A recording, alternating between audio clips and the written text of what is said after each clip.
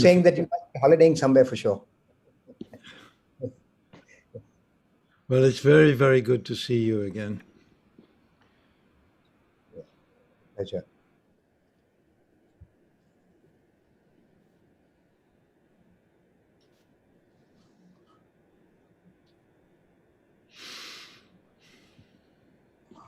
We've got about 10-15 minutes away. We'll start dead on. Till then, I think we'll just give people a chance to sort of log in.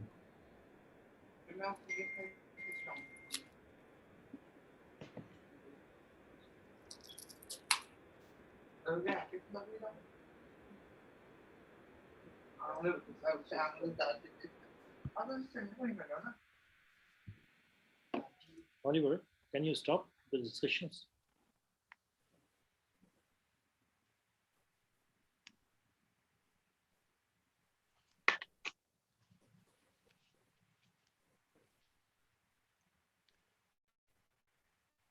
Vishal, you'll be allowing the people into the room, or is Sonu, both of you?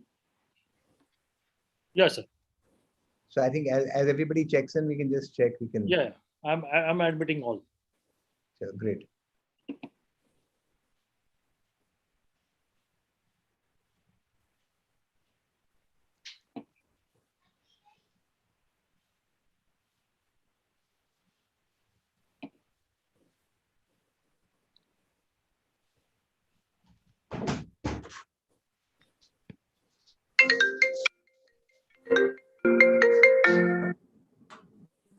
Yeah, Persis.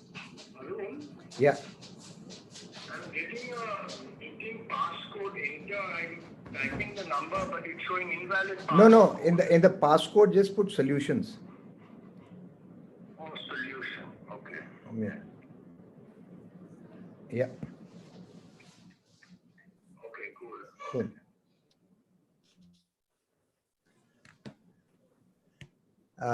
Good evening, Mrs. Stefan. Good to see you. We haven't met before. General Sani. I think you're muted as of now. Yeah. Yes, I think I've just unmuted. Thank you very much. Pleased to meet you. Same here. Pleasure to see you, and good to see you as well, Mr. David Tatushaw. Good to have you on board, and thank you very much. We fully appreciate the time difference that you all have to, the challenge of the time difference for being online today. Yes, it was 3 o'clock this morning when I dragged myself out of bed so that I could be half my brain working. Good morning, Sir David. So we'll make sure that next time you come to India, we'll make it up with a little bit of that famous drug which is available in the bars, which will make sure that we compensate adequately. Oh, fantastic. I'll look forward to that. And good day to you, Will. Good day, David. How are you going? Not too bad. I'm not quite so challenged in terms of time zones. You're right. We're a wee bit closer to India, so we're okay. Yeah. Where are you in Perth? I'm in Canberra. You're in Canberra, yeah. I thought so. On the East Coast, yeah. So you're still at a little civilized times, because I've got my daughter in Sydney, so it's not about. Yeah, we're getting closer to 9:30. We're on the same time as Sydney. Good evening, Will. Good morning. You've got a hello. Good evening. Good evening. Versus you've got a hello. Yeah, I know. Yeah. You'll have to just.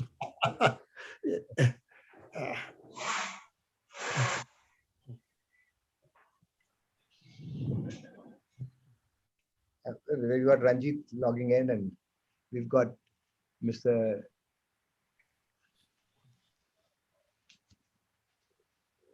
Kuti as well, I think. Good to see him. Yeah. Well, suddenly my views changed, and I've got a big background of managing the climate crisis and just a few people over on the side. I don't know about everybody else. No, I think we would be getting people checking in. We've given everybody time between 4:45 to 5 to check in and sort of link up, especially the speakers. I mean, David, only at 5. Yeah, Ashok, over, sir. David, the the speakers are all you're going to see. The bulk of the people will be on a YouTube channel. You won't actually see them. Right, I understand that, but I was seeing about 16 people, and now I'm only seeing 5. I see. Okay. That's, I think, with the screen share, we've gone down, but you could scroll down the list of faces.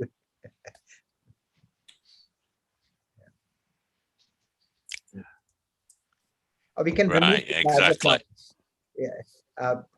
Vishal, we could remove this banner as of now. We can put it on just about 2 minutes. Yeah, that's better. It is too impersonal the minute it's a share screen. But I think we've got some guests coming in from our International Club of Rome from, I think, either China or Japan. I see that somebody's here.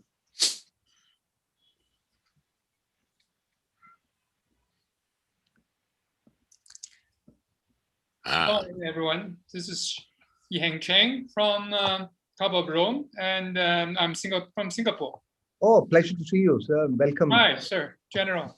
Nice to see you again. Yeah, I know. Thank you very much. Good to see you on board. But we've got about 10-15 minutes till we sort of log in. We'll wait for the others to check in.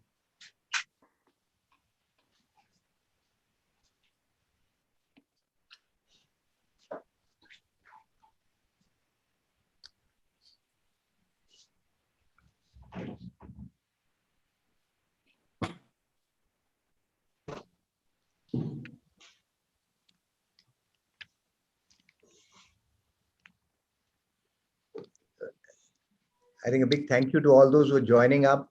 But more importantly, I think I have to thank Ashok sir and Persis for having done the personal liaison to get all of you to come on together today. But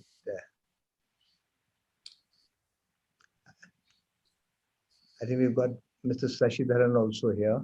I think Mr. Ramadra is also logging in from London today. Hi. Hi, sir. Good to see you. Good evening. Good to see you all. Yeah, I know, sir. Hi, Ram. Good to Hi. see you. Hi.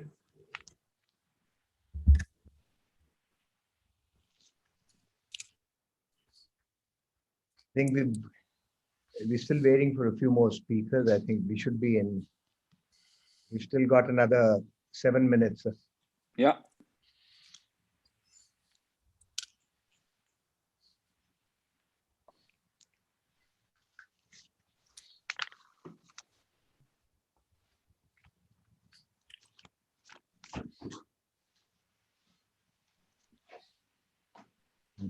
Param, go.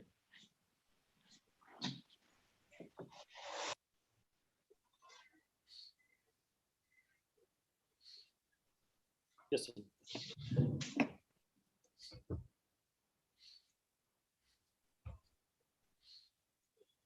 Persis, you're having a little bit of a problem with your lighting. Yep. But I think it's set now. I think it's all right.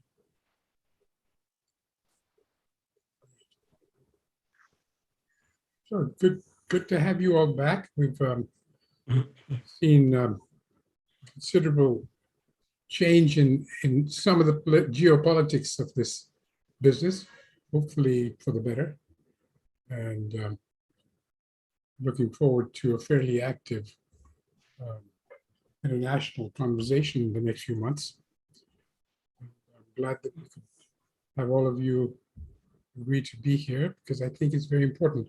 And there are, every country, of course, counts and is important, but India does have a role to play, and we're hoping that your presence here will help us take that forward very, very much over the next few months, particularly to Glasgow and beyond. So, David, you are in Cambridge at the moment? I am. I'm speaking to you from Cambridge, where I've been sitting for about a year and a half due to COVID-19. Yeah, well, it's not a bad place to be sitting for a year and a half, I must admit. I sat there for 4 years, and it was one of the nicest 4 years of my life. And it wasn't because of a pandemic, it was just too good to be a place to leave. Ashok, I understand that, but at the same time, sitting in my study for all this time, I could do with a change. I wouldn't mind being there with you in India. That's true. You and we met once in Oxford when the Indo-UK roundtable met, and you were kind enough to address. I think Chris Patton was there, and you and we had a very interesting evening together. I remember it. Yeah. I think a lot of people who are joining need to look down to the left of their screen and start their video. Yeah, there's a lot of you that are blank. Yes, it would be great if people would come on screen. Ah, there's Johan. Yeah. Hi, Johan. Instantly. Yes, hello there. Good to see you. I'm just rushing in and setting things up here. Okay. We're starting in a few minutes. Is that correct? Yes, we have a couple of minutes to go. And hello, Ashok. Hi there. Hi, Johan. Hi, Johan. Are you in Potsdam at the moment? No, I'm actually back in Sweden, working from Stockholm a few weeks now. So just coming from Berlin. I see. Great. So let's get our geography right. Ian, you are in Australia. Whereabouts? Yeah, Yep, in Sydney. In Sydney, great. Late in the evening, but timing is fine. Good. And Mike, you're in at the moment. I'm in Bethesda, Maryland. Sure. Bethesda, great.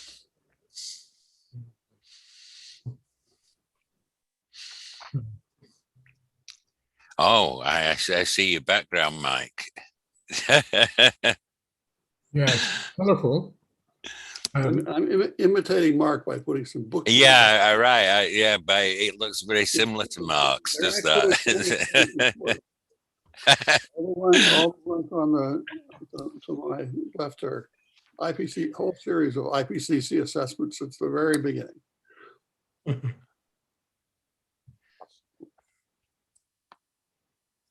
So is that from the basement, Mike? I know. Oh, okay. Good.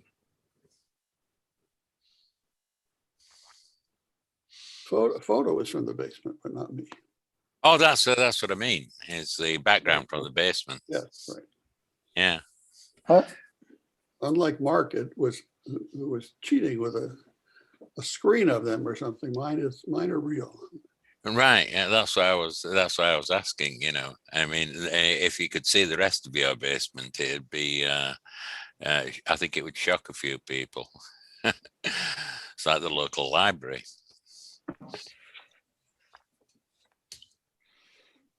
Well, General, while we have 2 or 3 minutes to go, maybe we could ask some of our Indian colleagues to introduce themselves briefly and tell us where they're from and what brings them here.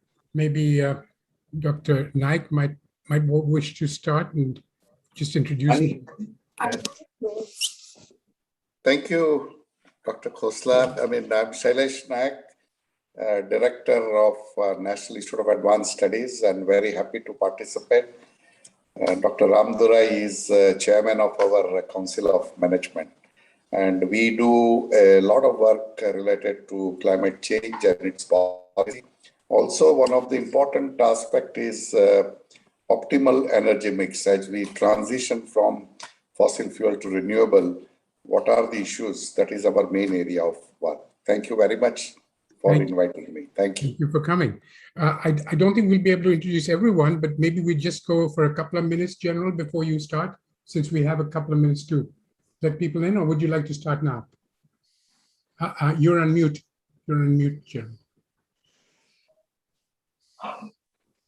You're on mute, General. We just got it's 5 o'clock. We've got 1 more minute. And I think what I could see is I see Brigadier Rajiv Williams is here. He's with the Brigadier Williams. You could introduce yourself. He's heading up the foundations. Yes, please. Good evening, everybody, Dr. Khosla especially, and General Arun. It's a pleasure to be here. I'm Brigadier Rajiv Williams. I head Corporate Social Responsibility and Sustainability for the Jindal Stainless Limited Group of Companies, which is based out of India in New Delhi. And we've got plants across the world, but essentially in India and in Indonesia. And we manufacture stainless steel. And obviously, there's lots of work around carbon mitigation strategies. That's interesting to be here this evening. Thank you very much. Thanks, sir. Welcome. Thank you, sir. So I think without much ado, sir, should we start? I think it's 1 minute past 5. Yes, I please. think we should. So firstly, good evening to all the esteemed speakers, invitees, and colleagues for today's webinar. As you're aware, it's organized by the Club of Rome India in partnership with Development Alternatives and Balipara Foundation. A special welcome to the friends who are watching on YouTube. And I'm also delighted that we have few of our colleagues from the media who are online today to be able to cover this event, and also in the end, in the question answer, if they have any queries, to flag them to the speakers. The subject of the webinar is of critical importance for the future of mankind, needless to state, and the subject is managing the climate crisis and answering the challenge of Indian industry for achieving net zero carbon emission. To set the context, I invite Dr. Ashok Khosla, Chairman Development Alternatives and Trustee Club of Rome India, whose lifetime work has been on sustainable development. He was also the co-president of the International Club of Rome for 7 years. So without much ado, over to you, Dr. Khosla. Thank you, General. It's a pleasure to have so many old friends and some new ones on screen today. And I would like to really start by thanking our distinguished chief guest for being with us here today, Shri Suresh Prabhu, who's member of the Rajya Sabha, India's upper house of parliament, who's been, as a cabinet minister, presided over 2 decades in charge of more economic sectors concerned with the environmental issues than almost any political leader in our nation's history. Thank you, sir, for being here with us. And I would like to convey my warm welcome to the other distinguished scientists and thought leaders who have joined us from all over the world. Most of you know them, but I'll just briefly mention their names. Sir David King, who's former chief scientist of the UK government and leading climate scientist presently in Cambridge University.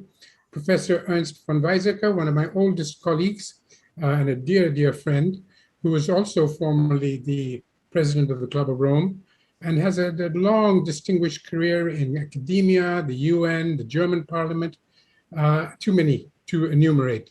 And I'm delighted to see him on the screen.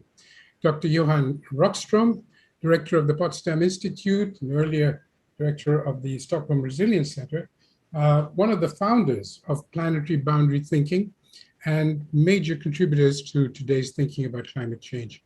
Dr. Ian Dunlop, Chairman Safe Climate Australia, member of the Club of Rome.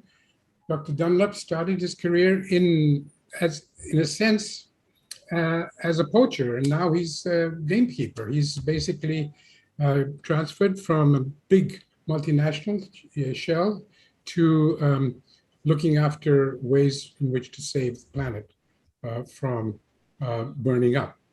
Dr. Will Steffen, Professor Emeritus at the Australian National University, very, very deeply involved for many years in this field.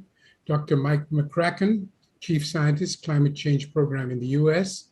Dr. Mark Texler, authority on climate risks and opportunities, and we'll be hearing a lot about that today. And Dr. David Tatushaw, former advisor, Nordic Council.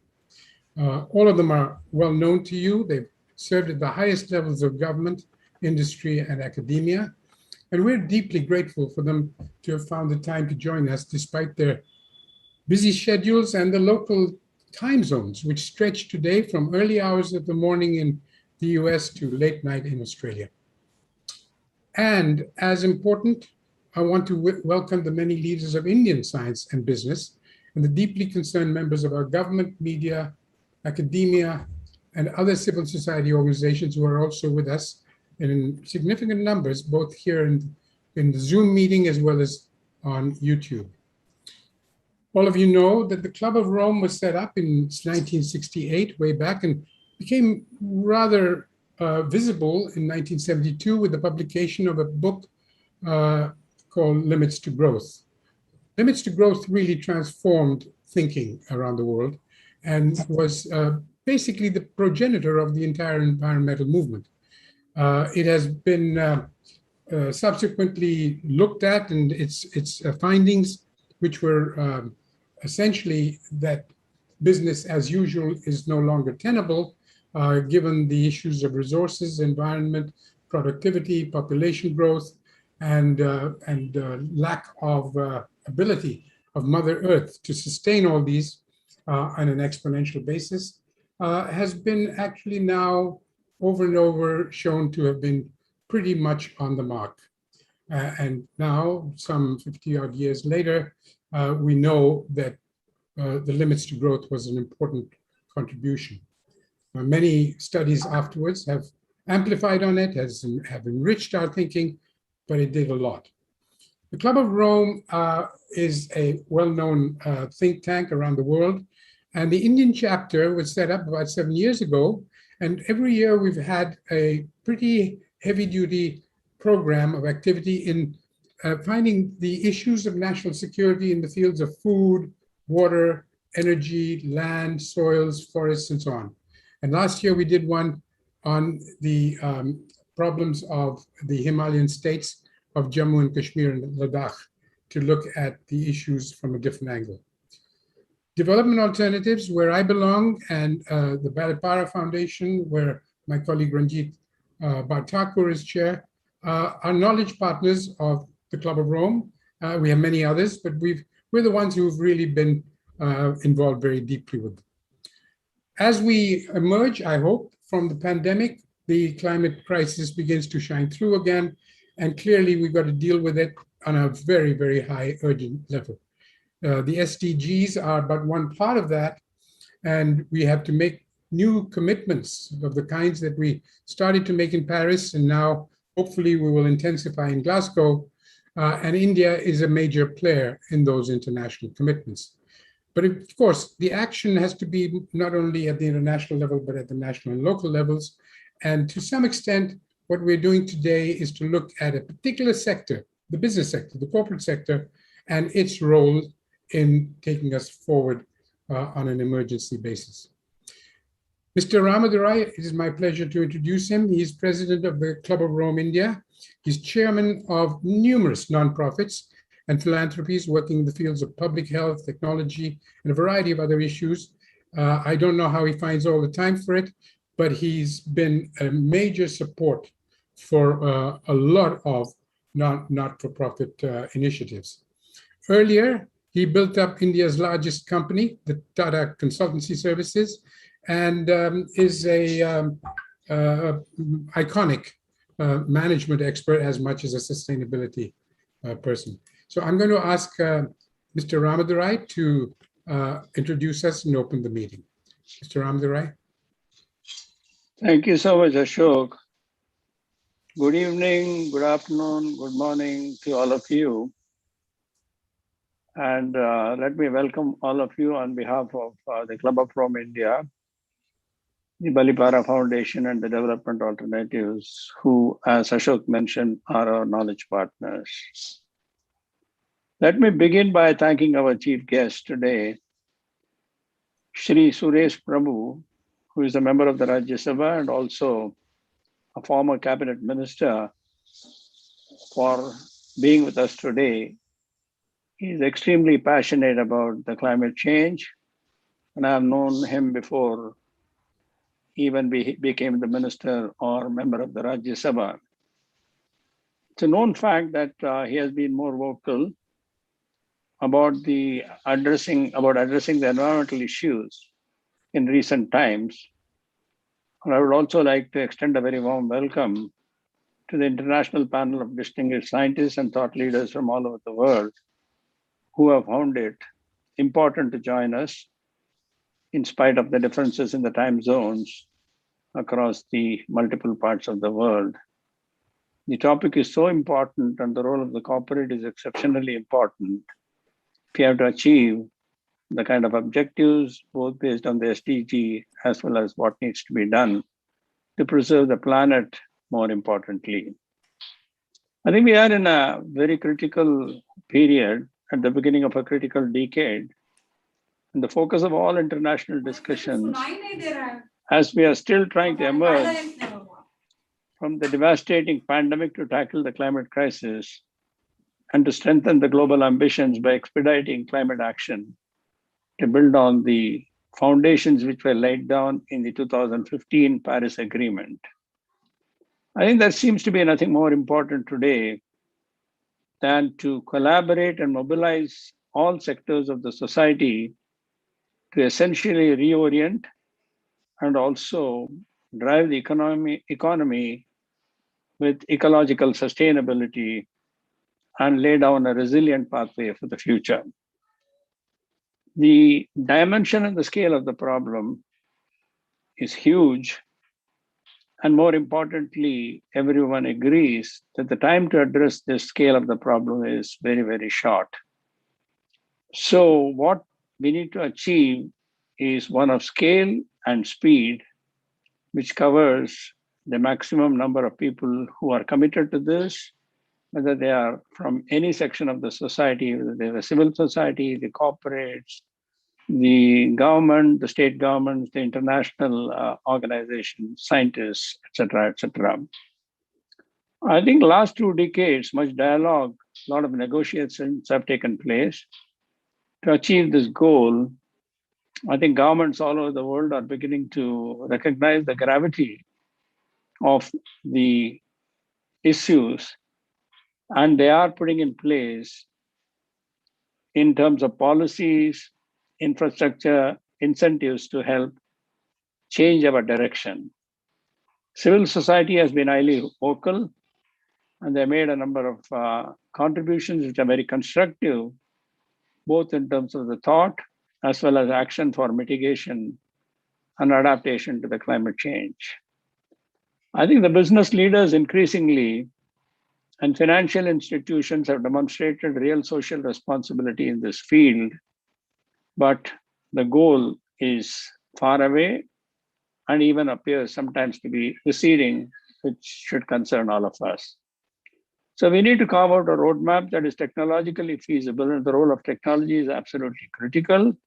Sustainable technology and not throwing the waste to create more problems for all of us.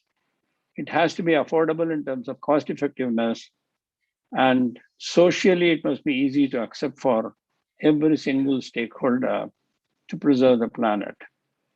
Today, through this virtual meeting on managing the climate crisis, as the topic was mentioned, we would like to highlight the role that the corporate sector can play in building a green global economy that would entail judicious investments, innovation, skilling, and a skillful policy design and implementation, technology deployment which aligns with the problem on hand and not technology for the sake of technology, and the international cooperation, and the new set of 21st century skills that need to be put in place to address the future, which gives an opportunity for anyone in any part of the world to be a part of this necessity. India and the world today are witnessing adverse impacts, and we have seen the climate change and the implications of this. In the Global Climate Risk Index of 2021, India seems to be affected in the top 20 of the top 10 of the countries. A decline in agricultural productivity will be a major area of climate change impact in India. It will also give rise to transition risk due to large shifts in asset values and a higher cost of doing business.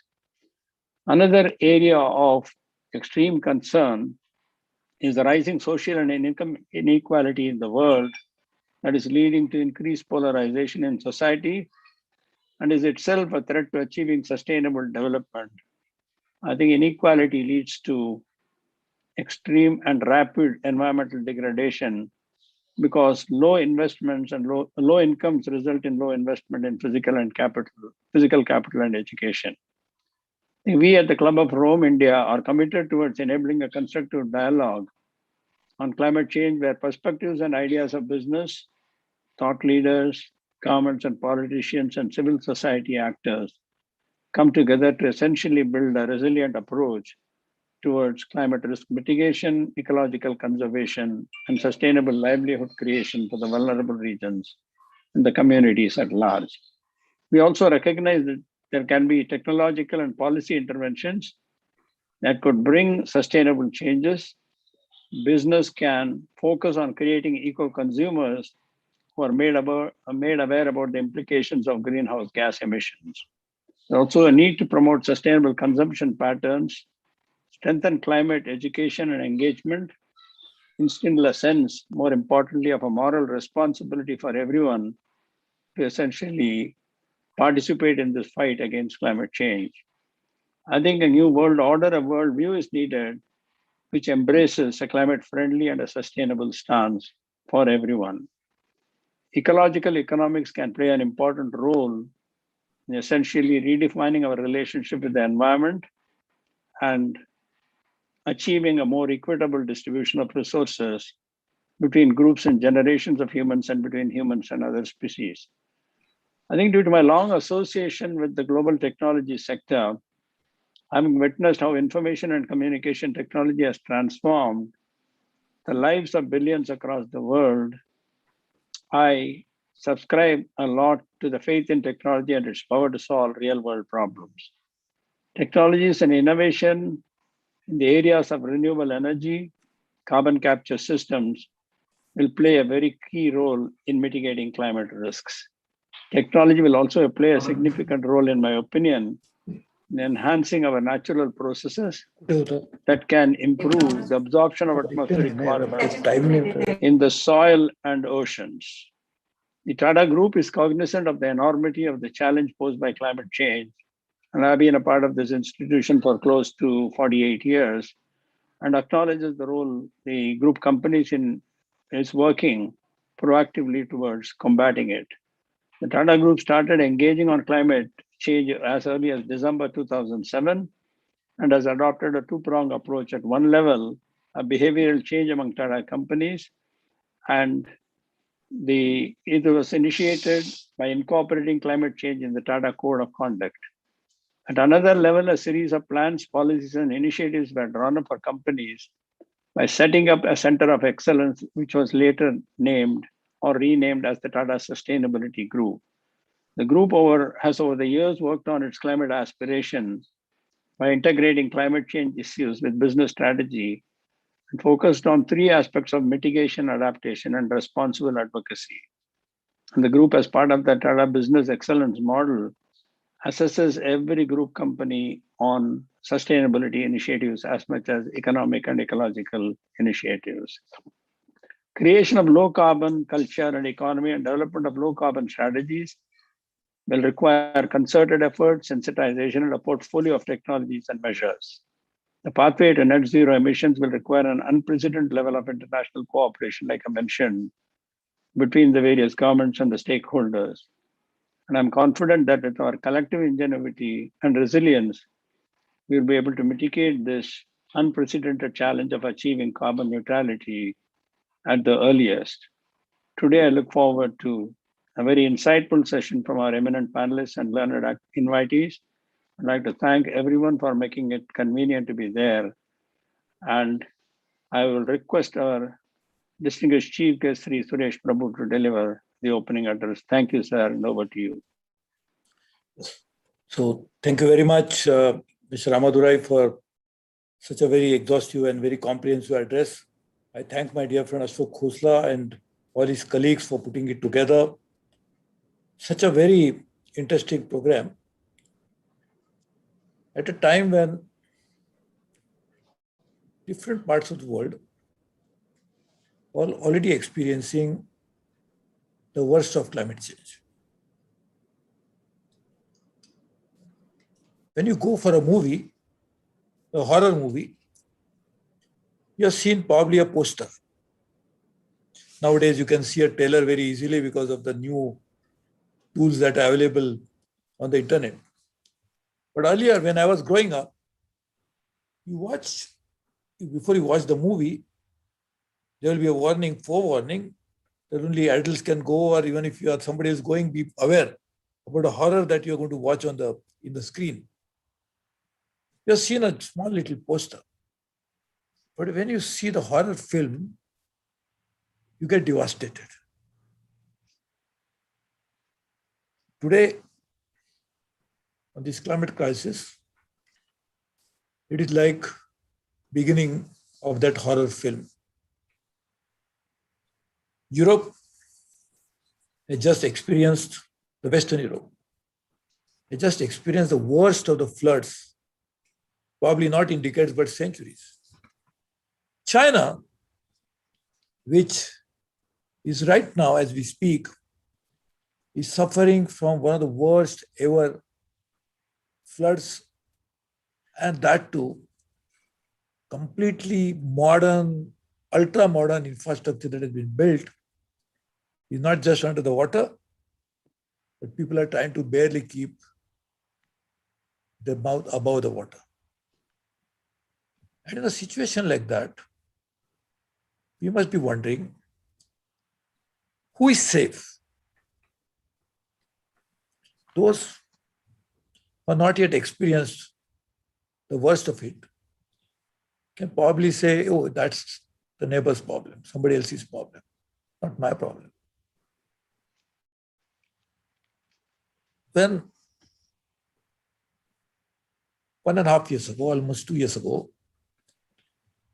the pandemic struck in the world. It had not yet struck the world. But when it originated, most of the countries felt it is a local problem.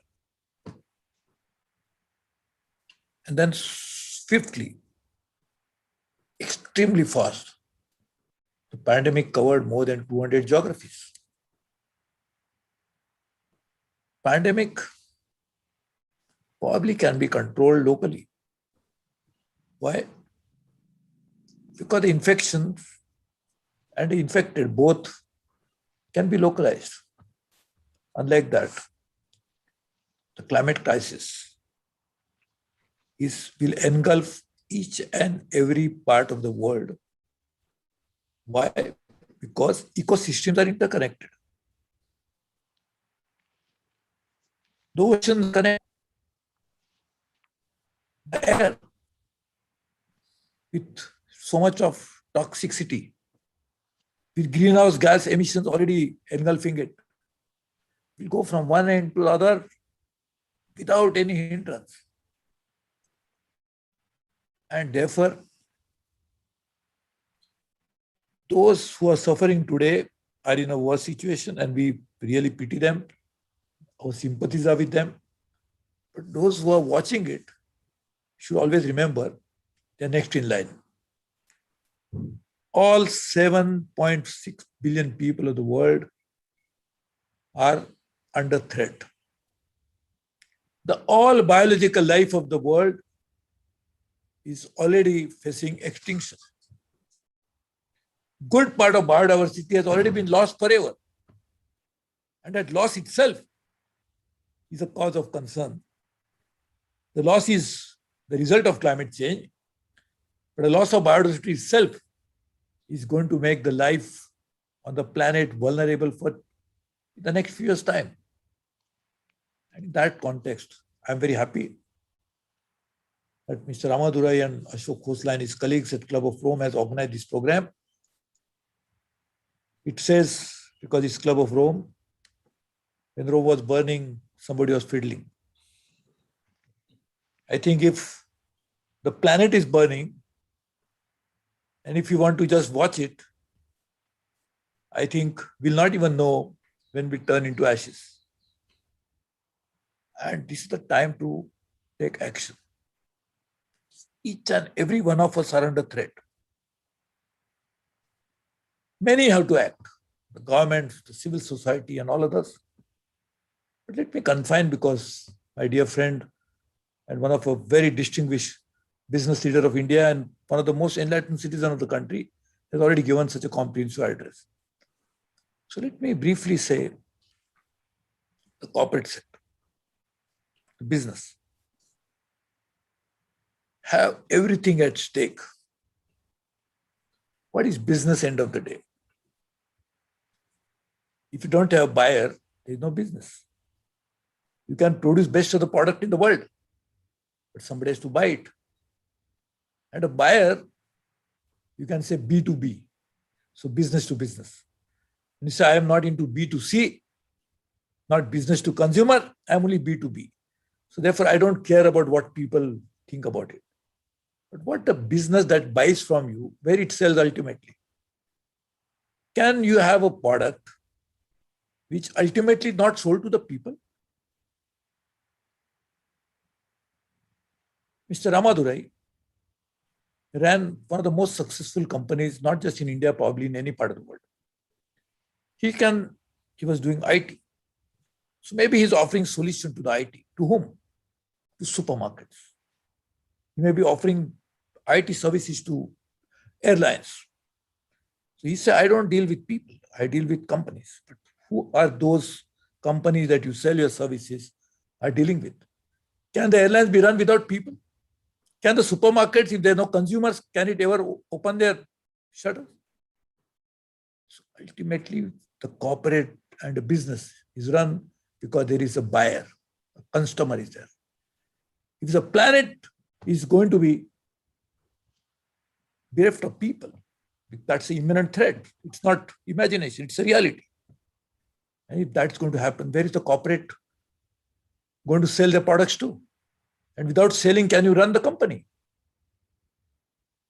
Again, the risk that are coming because of climate change, which Mr. Ramadurai so eloquently mentioned. The floods come, the heat wave happens, many of the businesses are going to suffer. Of course, the insurance companies will suffer the most because they will have insured the underlying asset. But all businesses, all activities in some form or the other are going to suffer. The tourism will suffer if there is so much of business. So even any kind of activity. The doctors may say we are better off, the healthcare people, because there will be more people suffering, so they'll come to me. But mind you, the healthcare people themselves are people to begin with. So if the humanity is suffering, how can they be immune from it?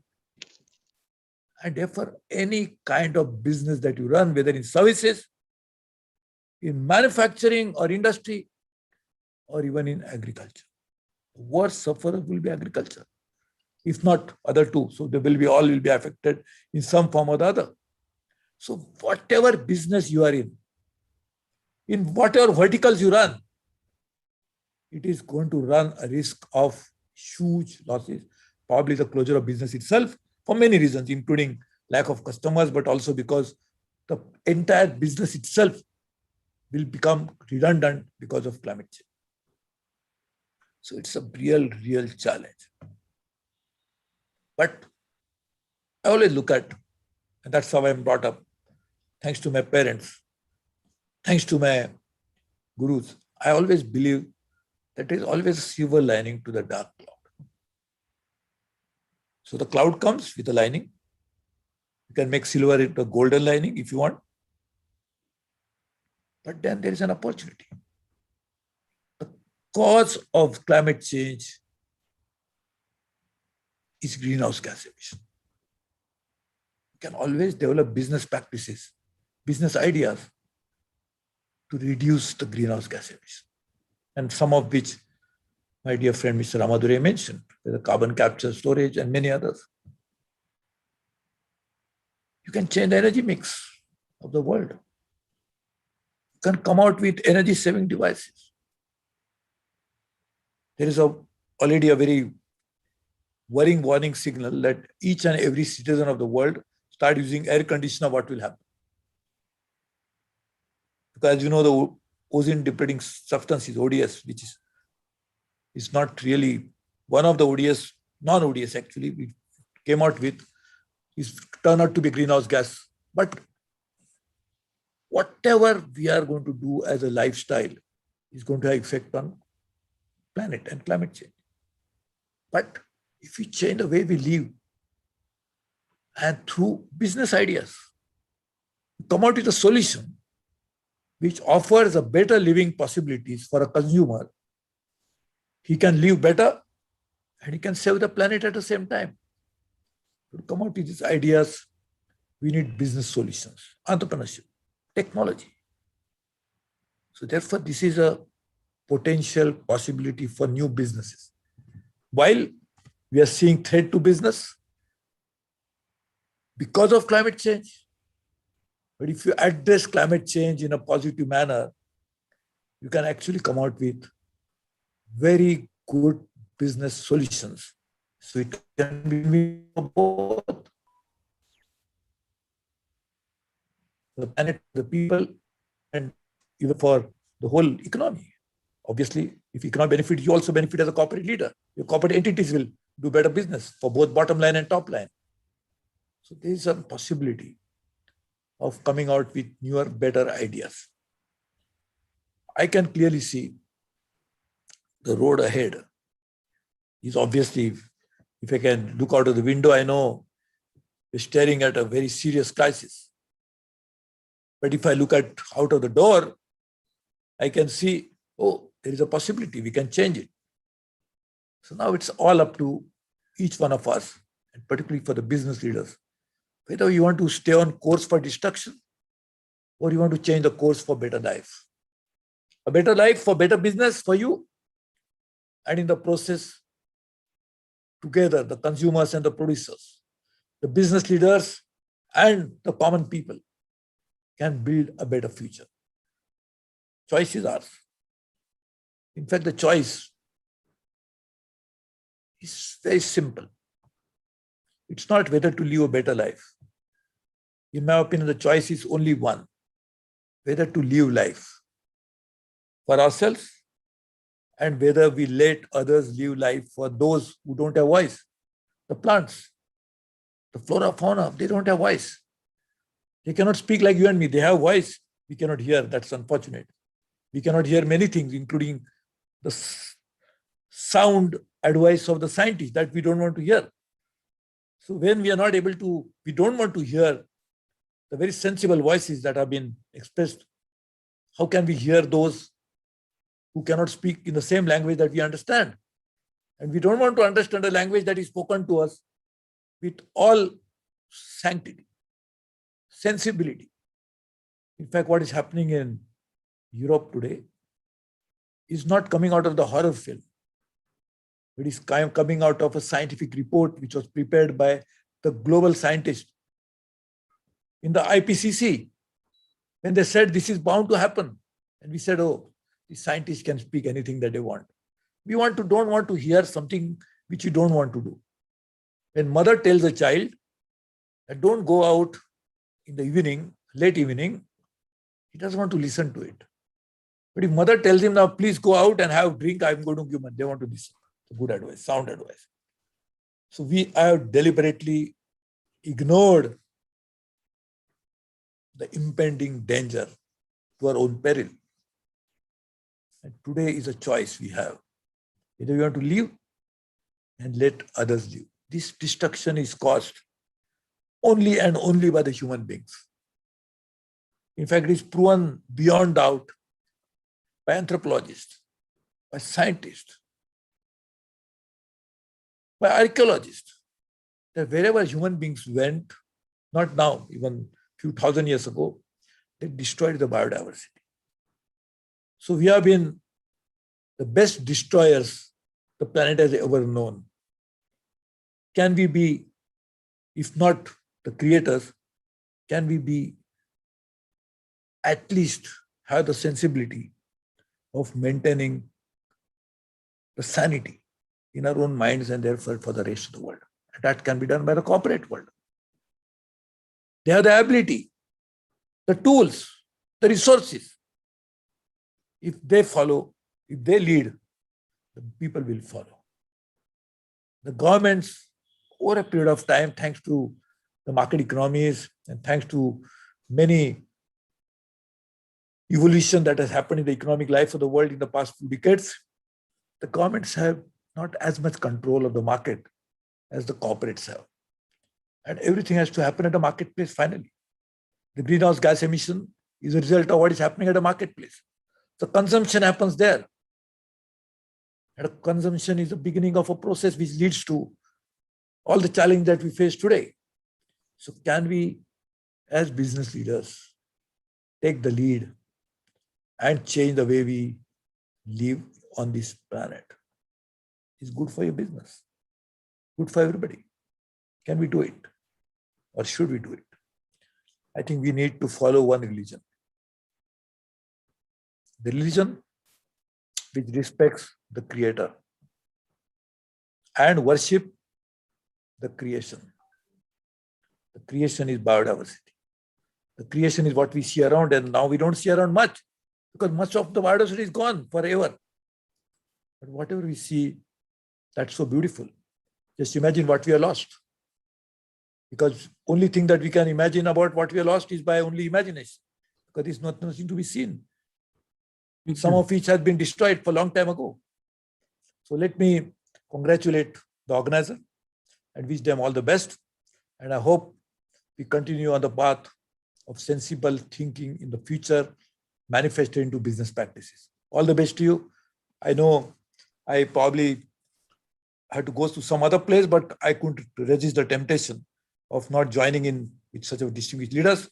Also, I could never say no to my dear friends who are so much committed to promoting sensible life on the planet. Thank you very much. Thank you, Sureshji, for a most insightful and inspiring talk. And I really appreciate your finding the time. Stay as long as you can. You put your finger on the purpose of this meeting, which is to recognize that most of us, almost everybody present in this meeting, is already converted. It's not that we don't know or we're not committed to dealing with the issues of the climate crisis, but it is now our job to amplify this message, to take it out, to make sure that our peers, our networks, our worlds, whether they are in government or in civil society or in business, and particularly, as you pointed out, business has a very specific and important role to play. So thank you very much. And we will be doing for the next hour and a half, 2 hours, just that, looking at how business leaders can see the challenges and the opportunities, the window and the door, as you said, to creating a future that we can be proud of, or at least future generations can be proud of, that we were able to do. The nature and urgency of the threats to the economy, global, national, local, need to be understood in more detail, but we've got a lot of insights.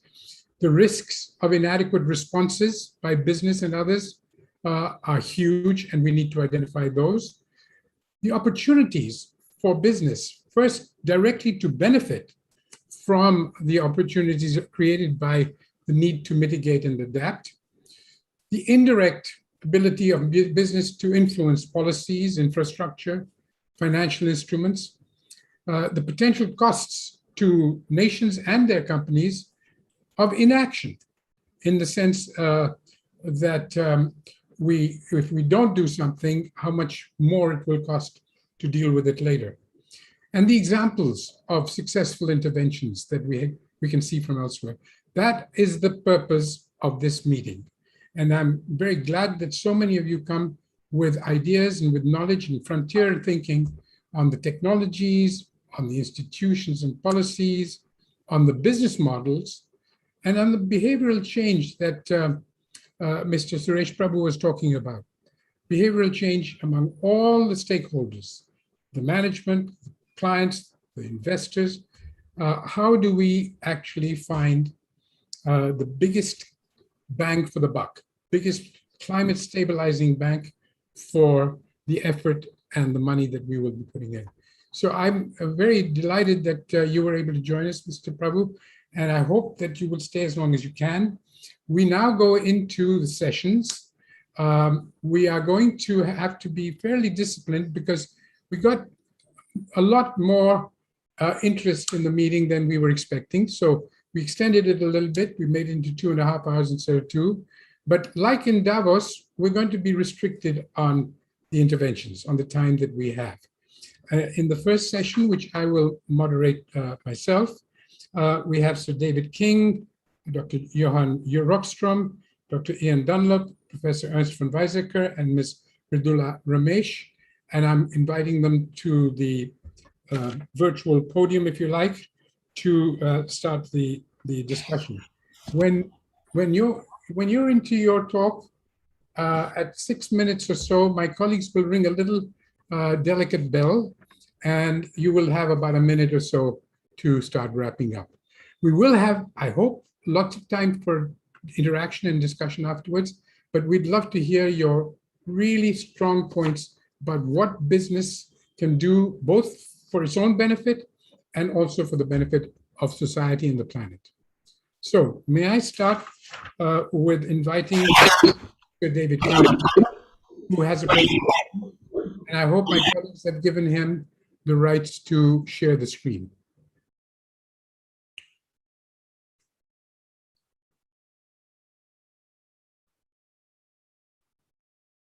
Sonu, can you give us the screen? Dave, can you just check whether you can share your screen at the bottom green share screen icon? I think my presentation Yes. is there. There we are. Yes. And So- now you just have to do full screen. Great. Perfect. Well, thank you very much, Ashok, for the introduction. And let me at once say that Suresh Prabhu has set the tone for the meeting extremely well. The planet is for people, but of course the planet is for people and their dependents, which are the ecosystems. We depend on those ecosystems. Let me just quickly say, we are all aware of the extreme events that are happening right around the world, particularly the Northern Hemisphere at the moment. These extreme events, which are way beyond what was anticipated even in the climate modeling community, but have been repeated now over the last 3 years in many ways. We see them in California, we see them in Western Canada, we see them in Germany, we see them in Belgium and Holland, massive flooding in those areas. China has been mentioned, we see them in India. I don't know what's happening to my slide presentation, but I'd like the first slide up, please. Can you,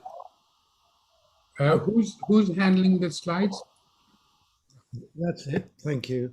I think I'll just ask for when I want it for the slides to move on. Okay. So what I'm going to suggest is that actually we do understand that there is a common point behind all of this. So I start with what's happening in the Arctic region, and I'm going to say to you that what's happening in the Arctic region is impacting on the whole of the Northern Hemisphere at the moment. If I then make another point, on the left-hand side, what has been happening is that the Arctic ice covering the Arctic Sea for so many thousands of years has been quite rapidly melting over the last 15, 20 years and exposing during the Arctic summer. We are in the Arctic summer now when the sun shines there 24 hours a day. During the Arctic summer, the blue sea is exposed to the sunshine, and that is causing a very remarkable increase in temperatures in the whole of the Arctic Circle region, even averaging right around the year. But more importantly, if I look at places where there's been extreme heat in northern Finland, in northern Siberia, places within the Arctic Circle have experienced remarkable temperatures, 32, 35 degrees centigrade, reported over the last 3 years during the summer in the Arctic Circle region.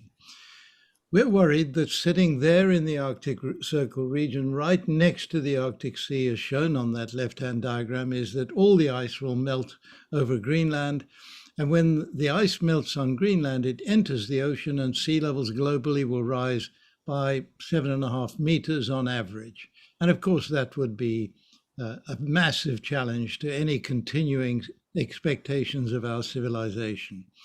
On the right-hand side is an unknown. There's a vast amount of methane trapped up in the Arctic Circle region that is already beginning to be emitted, and emitted far more rapidly in the past. The next slide actually shows that this is now occurring, next slide, explosively. Am I in charge here? Can you, Sonu, can you advance it? Sonu. Yeah. Vishal, are you doing it? So basically, what the next slide shows, if it appears, is the what is left in the Arctic Circle after one of these explosive releases of methane, and what is left is shown here now. These craters measuring about 50 meters across, 60, 70 meters deep. And this is the explosive release of methane, which is trapped in the permafrost. But as the warming occurs, the methane is released and builds up a big bubble and suddenly releases explosively. There are well over 1,000 of these have now happened over the last 5 or 6 years. And of course, methane is a very serious greenhouse gas.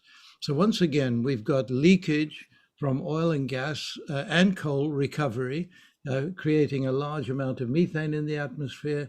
This is adding to that problem. And of course, farming also creates a problem for methane.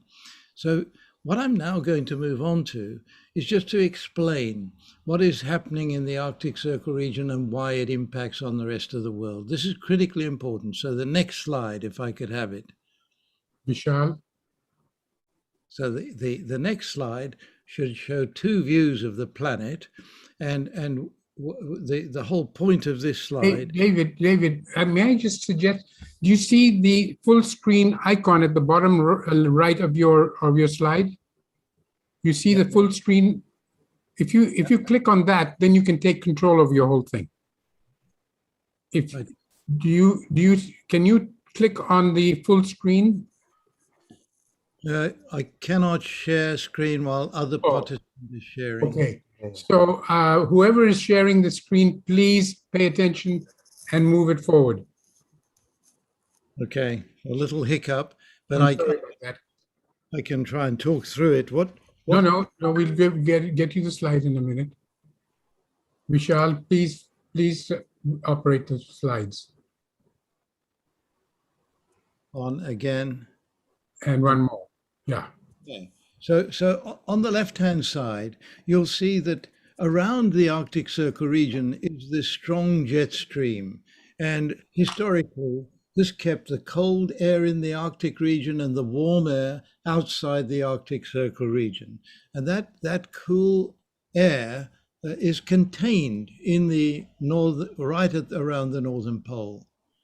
But recently, what has happened, because we've now got that hot region in the middle of the Arctic at the North Pole, that jet stream has become quite seriously distorted, and this polar jet stream now gets trapped in various positions. And I'm just going to show the impact of that in the present moment.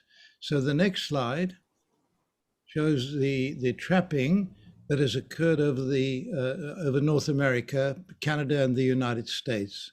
And you'll see that this jet stream has brought both cold air down and some regions very, very cold. You may know that in Texas, in January, February this year, temperatures of minus 16 degrees centigrade recorded over the whole of Texas, which of course is extremely unusual.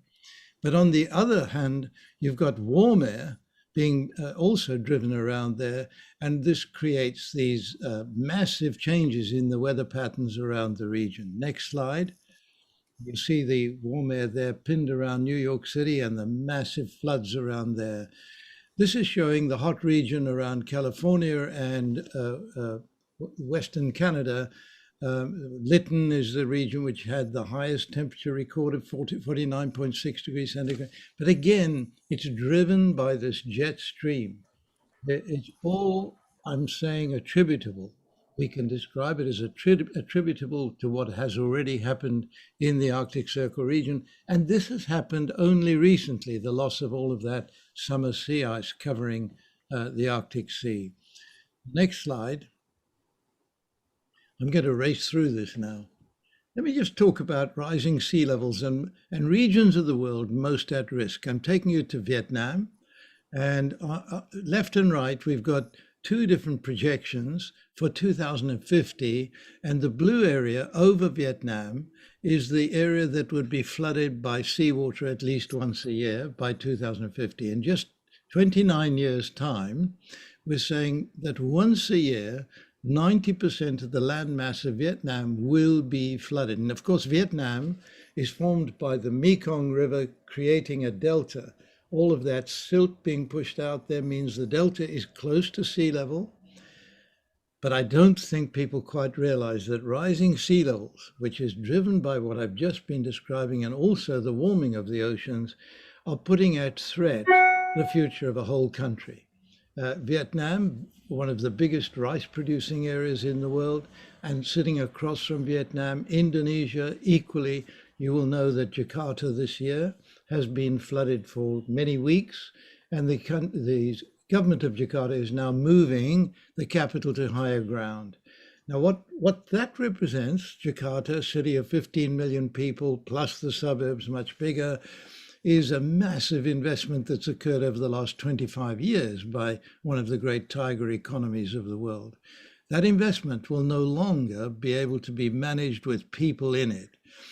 Now, I'm talking to you in India, let me say at once, and I wish I was there with you, it's been too long, that across in Calcutta, we've got the big city, the biggest city in the world that is first at risk from flooding so frequently that the people will no longer be able to live there.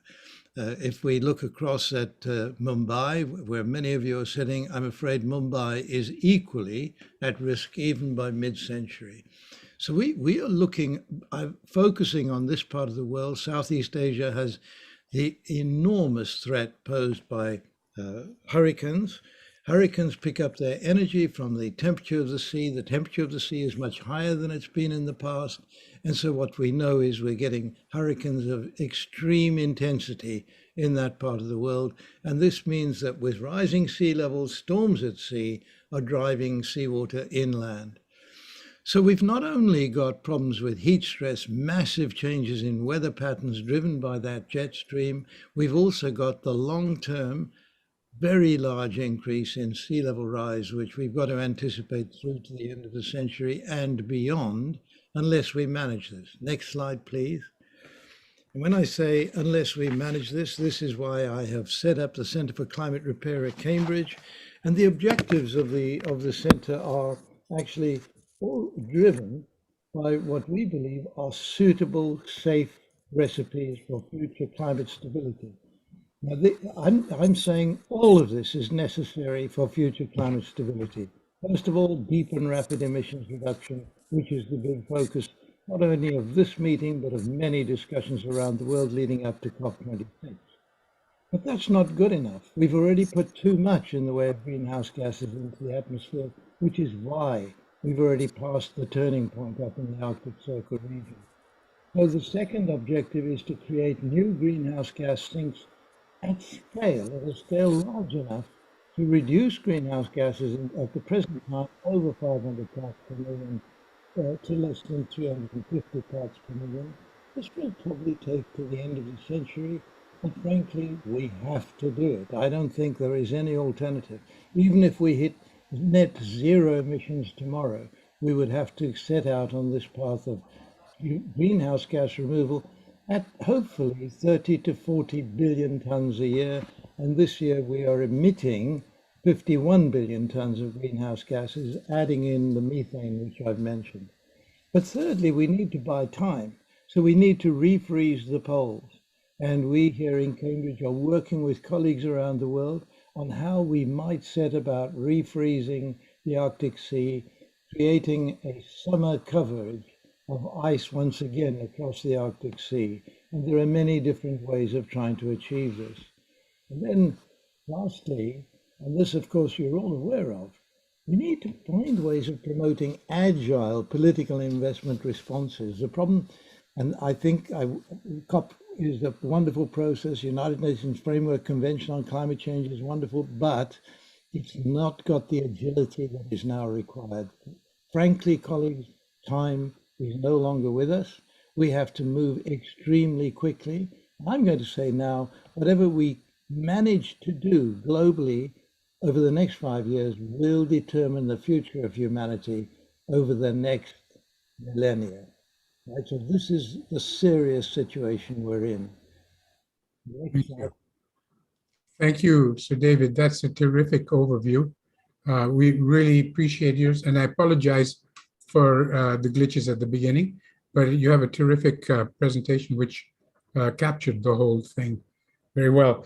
The next person is Johan Rockström. May I invite you to take the floor, Johan? You have 6.5, 7 minutes to tell us all that you know about climate change.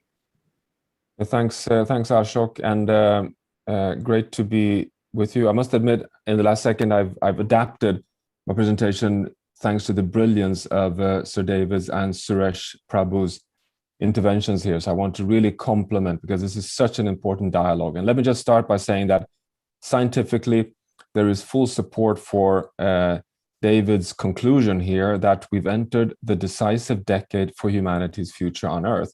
Not that we fall over an escarpment necessarily on Monday morning, the 2031, but because we are at risk, high risk of pressing on buttons of irreversible changes that would basically commit all future generations to a sliding plane that would take us gradually away from the state that has supported humanity since we left the last ice age some 12,000 years ago. Together with Will Steffen, who's here as well, and colleagues, we did a 10-year summary just before the pandemic of the tipping elements that regulates the climate system. David has been talking very actively about the Arctic being one of them. The first publication was in 2008, the legendary tipping elements map by John Schellenhuber and Tim Lenton and others. This is the 10-year update, and the shock was that we found that 9, shown here, out of the 15 known climate tipping elements, the big biophysical system that we know regulates the state of the climate system, are showing signs of instability, showing signs of potentially approaching tipping points. But the most dramatic in this understanding is in line with David King's presentation. And I'll take it just one step further, and it's the arrows you see on this graph. It is the rising scientific evidence that these tipping elements not only have multiple stable states separated by tipping points, but that they are interconnected.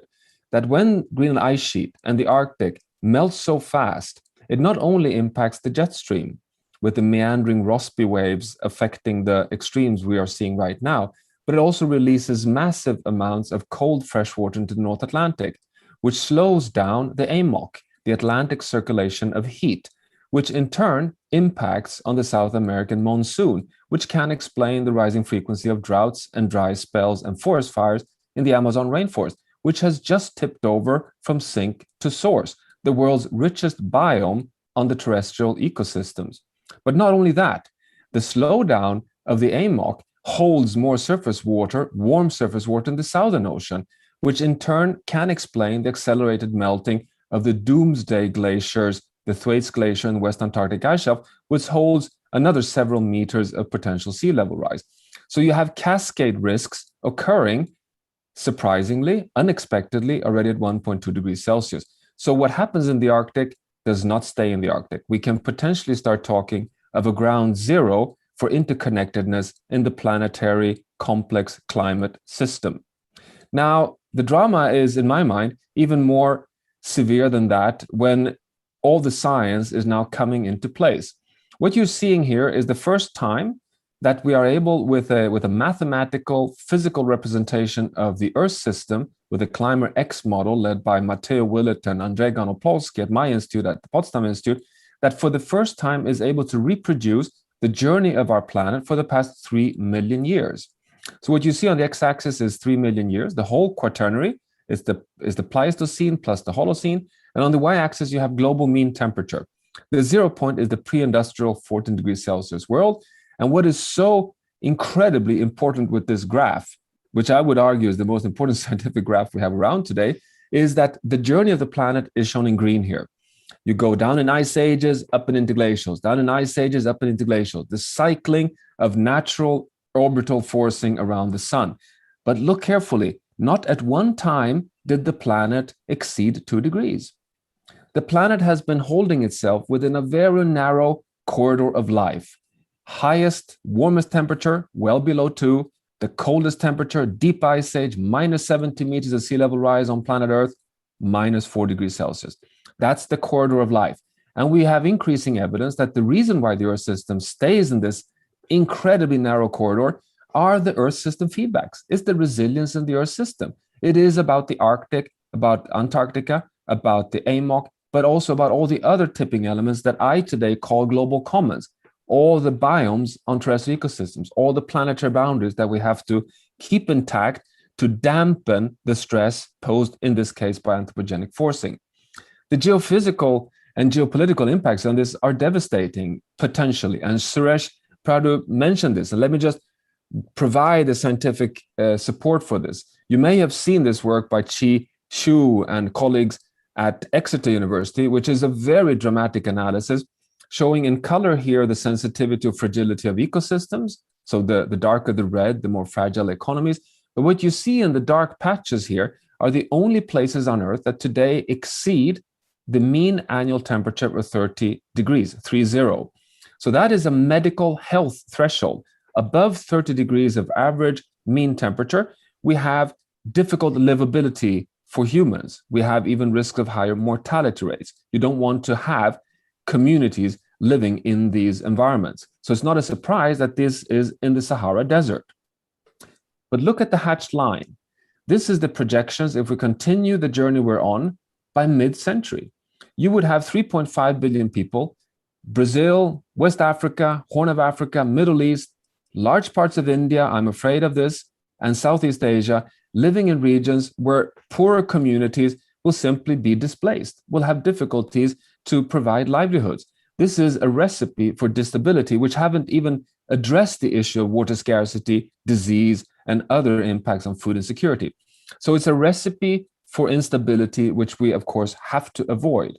And the journey then for success or for some kind of safe operating space in the future is nothing less than a global sustainability transition. And this is where I want to close, Ashok. This is the summary of the IPCC scenarios of the journey to take us to Paris.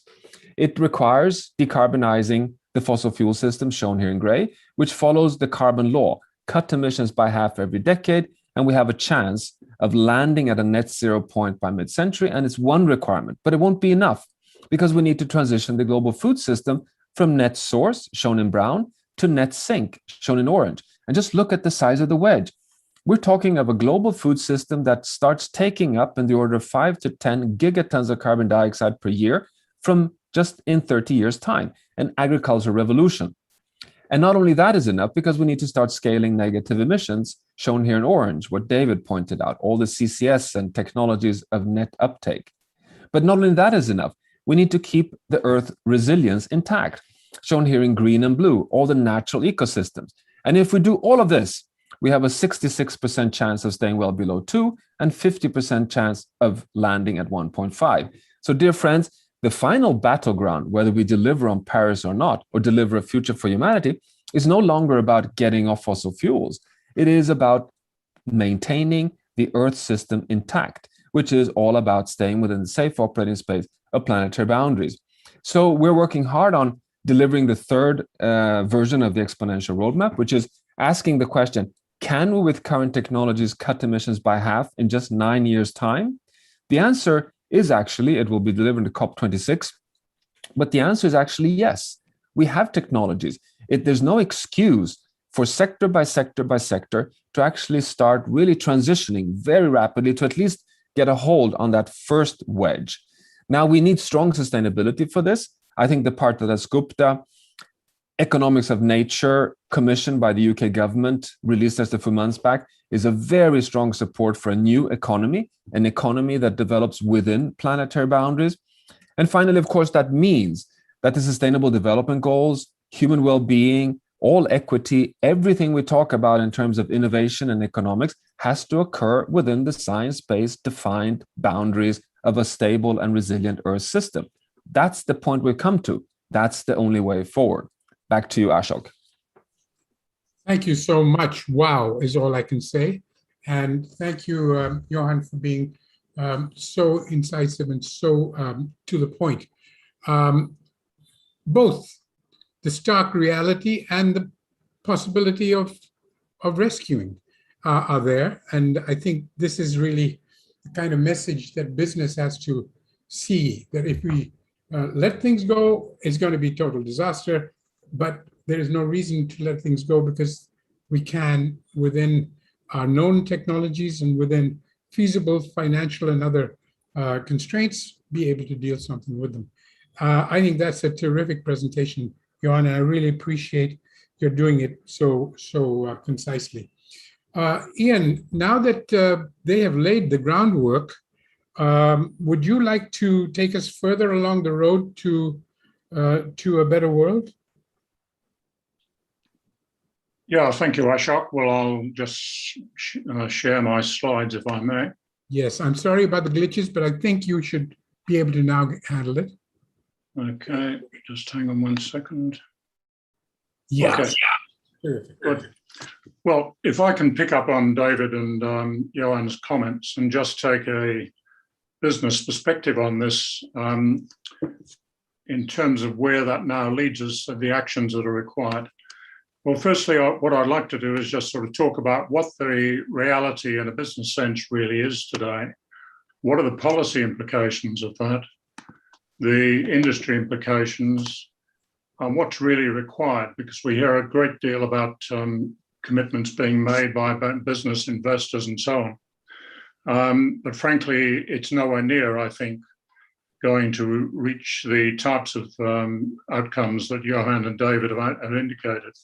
And just to go back to remind ourselves what the original objective was to avoid dangerous climate change when we started in 1992, to ensure food production is not threatened and economic development proceed in a sustainable manner. Well, those objectives have all gone. We're already in dangerous territory, and I'll come back to that point.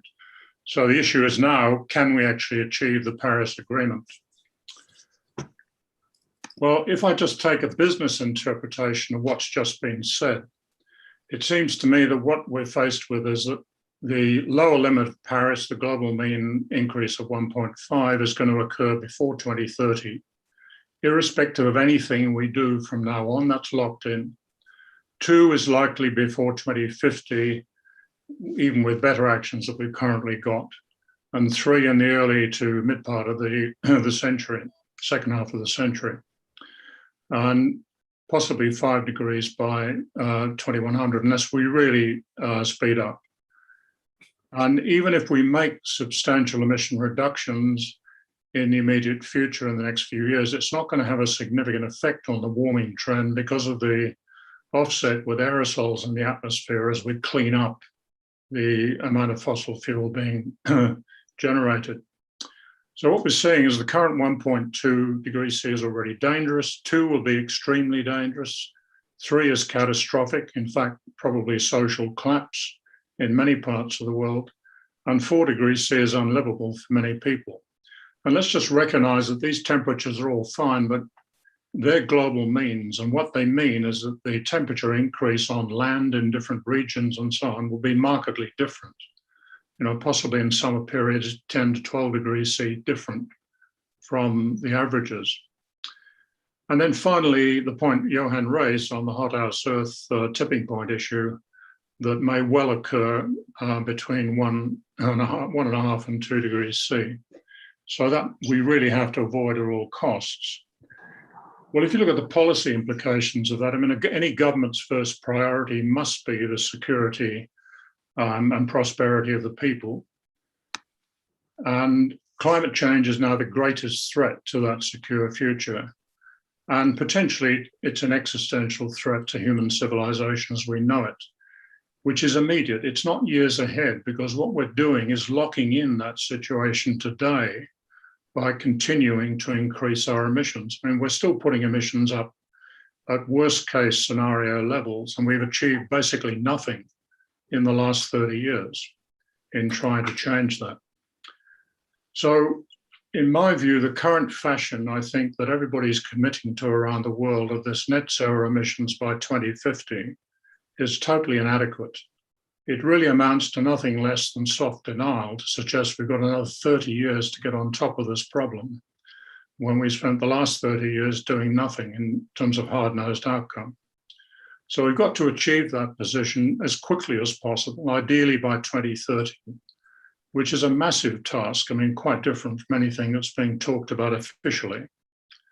And what you do if you've got 10 years to do this is obviously completely different in terms of what you do if you have another 30 to 2050. So the whole argument of technology and so on has to be turned on its head.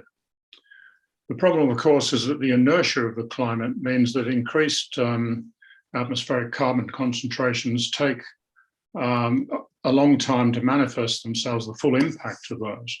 So we can't avoid escalating impacts from now on. And as I think David said, I mean, we're already seeing things that are quite remarkable today. So we're going to be seeing even worse things in the years ahead. So the real priority's got now to prevent matters becoming far worse. And as David said, we've got to reduce the current atmospheric carbon levels down from the current levels of 420 CO2, I think David used 500 total greenhouse gases, to around 350. And the technology to do that is still at infancy, so we've really got a very much greater risk than people tend to assume.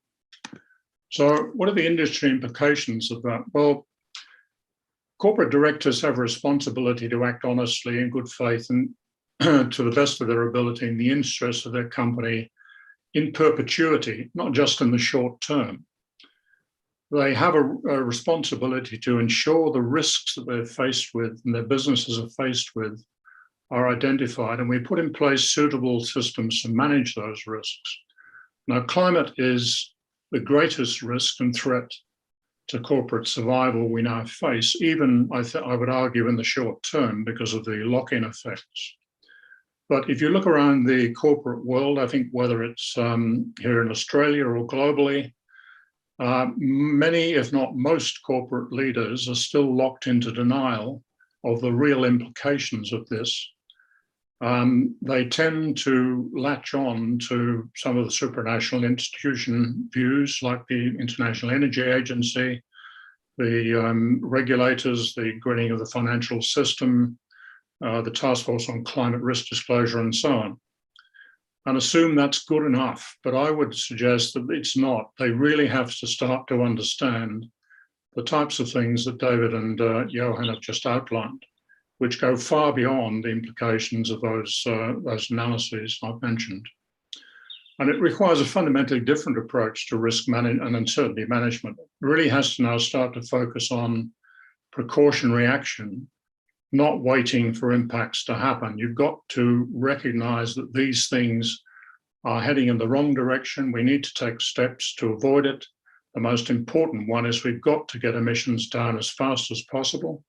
And that's going to mean that the big emitters, whether they be countries or corporates around the world, have got to start to contribute to that in ways that they have not been prepared to do so far. I mean, fortunately, the technical solutions to this are increasingly available and at attractive economic levels than the status quo. And I've just listed some of them there. I won't go into them in detail. So we're in a different position from the one we were in even sort of 3 or 4 years ago in many respects, as costs have come down and efficiencies have improved. But the reality is that the market alone is not going to solve this. I mean, pricing carbon we should have done years ago. It will certainly help. But we now need extensive regulatory change to really force the pace of change and major incentives to do it.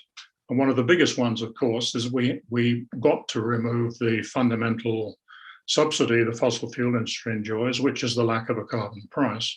So it will certainly help, but it's not going to be fast enough to really drive the change we need. But perhaps even more important than any of this is the fact that it's going to require massive social change to achieve the outcomes we require. It's not just a matter of technology. You've got to get the people, societies on side to understand why we have to do this and be committed to doing it. And that's going to require major addressing of issues like inequality and so on to actually achieve the types of changes we need and the speed we need to do it. So the actions we need, a lot of parallels exist, of course, with the pandemic, where we finally seen governments in many respects making science the highest priority and in the actions they take in addressing the pandemic. Climate change is a much bigger threat and requires exactly the same thing. It's not just one more item on the political or industry agenda, but an existential threat to our collective future. So what we have to do, I think, is firstly to assess the real risk with brutal honesty, which we've not done historically, except that we're going to have to move into an emergency situation, which frankly is akin to wartime, where you are going to have to devote resources in ways we've never really envisaged before. Get those as a net zero emission position as fast as we can, ideally by around 2030, although it obviously is extremely hard. We have to stop fossil fuel expansion, as the International Energy Agency has indeed come out and confirmed, and then reduce fossil fuel use, draw down carbon, initiate that social change discussion. And probably one of the most critical things, we need unprecedented levels of global cooperation. We cannot continue with the types of saber rattling we currently see around the world between different ideological blocs and what have you, whether it's China, the US, Australia, what have you. We really have to start to focus on the fact that these issues are the most critical for the survival of humanity and start to act accordingly. So we've got the solutions, but we must stop what still, to my mind, is climate denial and start to implement them quickly. And the final point I'd like to make is that speed is essential. It's quite possible now that we will see short-term societal collapse if unsustainable growth is maintained. In fact, I'd suggest that you're already seeing it in many parts of the world on a smaller scale, as we did here in Australia in the bushfires in last year. And indeed, you're starting to see in other parts of the world in the US and so on. Now that will spread unless we're very careful and try to avoid it. I mean, what we typically see in an economic cycle is this growth in the economy. You have a systemic breakdown at certain points because the ideology doesn't work or other things occur. You reorganize, you rebirth, and the economy goes on. The problem is that if you insist on unsustainable growth and extending it, overextending it, then you end up with collapse. Yeah. And I think the way that a lot of the Western neoliberal models are actually working at the moment are likely to lead to that position unless we start to gain acceptance that this is a totally different world from the one that we've been preparing for the last 50 years. So I think I'll just leave it there, Ashok, and thank you very much for your attention. Thank you, Ian. That's terrific. Now, Ernst, you're next. May I invite you to take the floor? Yes, I can try. I'm afraid I missed the chance of producing those lovely pictures. I thought perhaps to begin with what Ian just said, that we have to assess the real risks with brutal honesty. That reminds me of Al Gore's wonderful book and film, which was called An Inconvenient Truth. I was living in California at the time when he published that, including the film. And then a cartoonist there made a cartoon showing a cinema with two films. One was Al Gore's An Inconvenient Truth, and the other was A Reassuring Lie. And then where were people going? Well, all of them, 100% went to a reassuring lie. They don't like to hear the truth. That is the political reality, which makes it so extremely difficult following the recommendation by Ian Dunlop. I've been member of parliament in Germany for a while and know that it is extremely unpopular to talk about the truth. This is the major problem, I understand. What can we do? Well, one part of the truth is that over the last century or so, we saw the increase of gross domestic product per capita rising. And more recently, people discovered that the exactly same rise is per capita emissions of carbon dioxide or other greenhouse gases. Meaning that the goal of all governments of the world, I don't know any exception, is the rise of GDP per capita. Meaning, seemingly, they want an increase of carbon dioxide and other greenhouse gas emissions. This is what they call realpolitik. That's realistic, because this is what the electorates want. What can we then do? Well, of course, as Ian and others have said, we have to talk about the truth and show the disasters looming if we just do business as usual. That is very important. We have to do it. And the group of scientists assembled here, including from India, have done already a very good job. But in addition to that, we also have to design roads, avenues of policy making.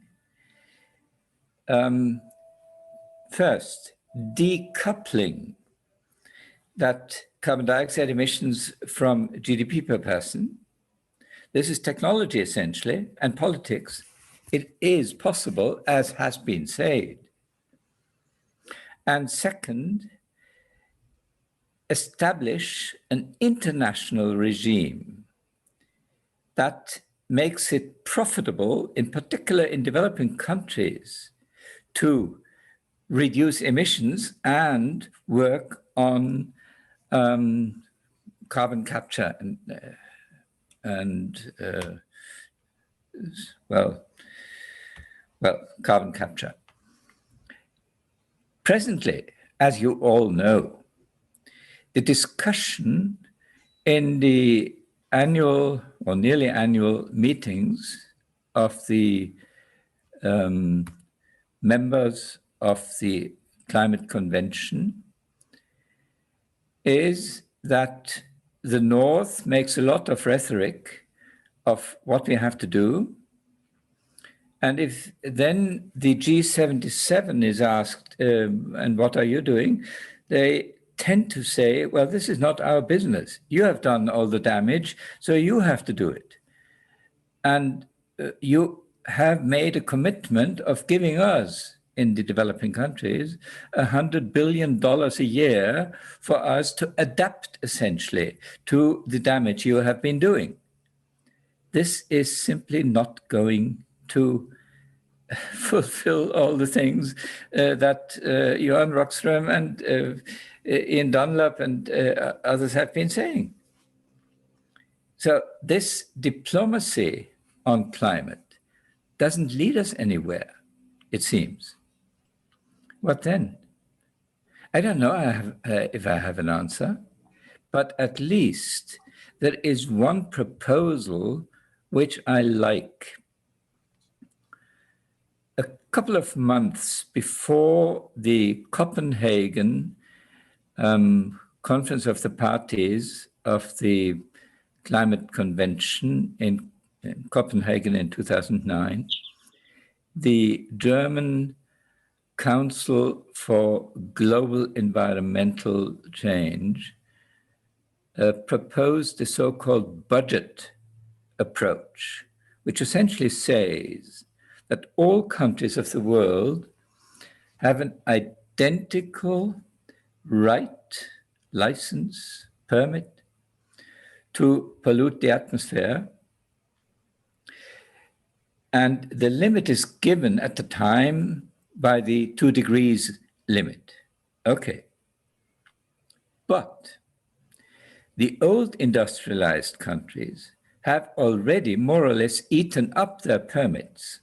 So they would have to go to countries like India and ask for remaining permits and pay a high price for that. Then, for the first time in history, for the Minister of Economic Affairs in India, it would be very, very recommendable to reduce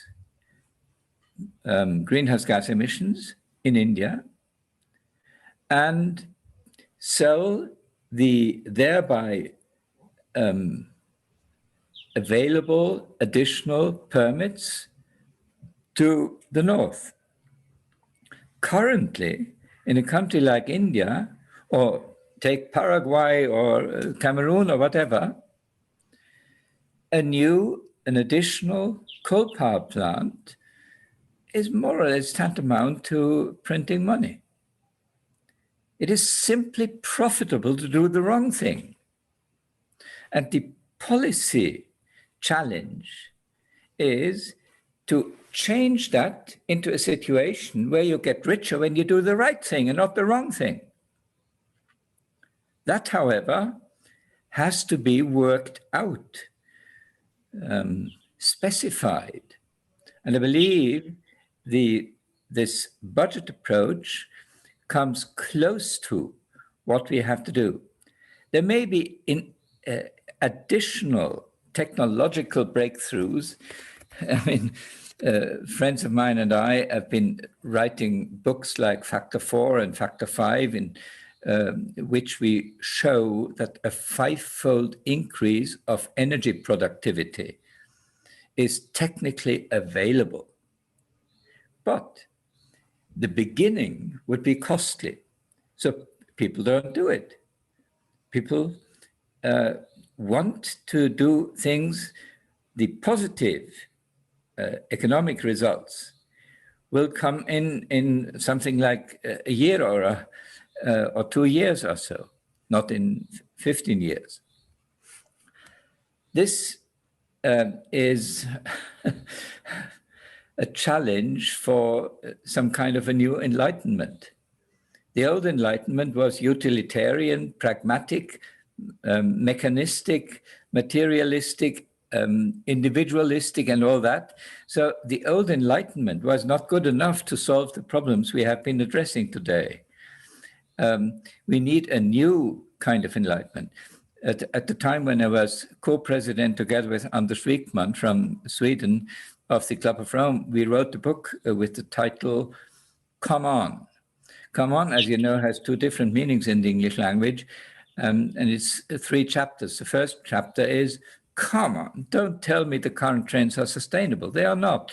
The second chapter is, come on, don't stick to outdated philosophies. And the third part then is, come on, join us on an exciting journey towards a sustainable world.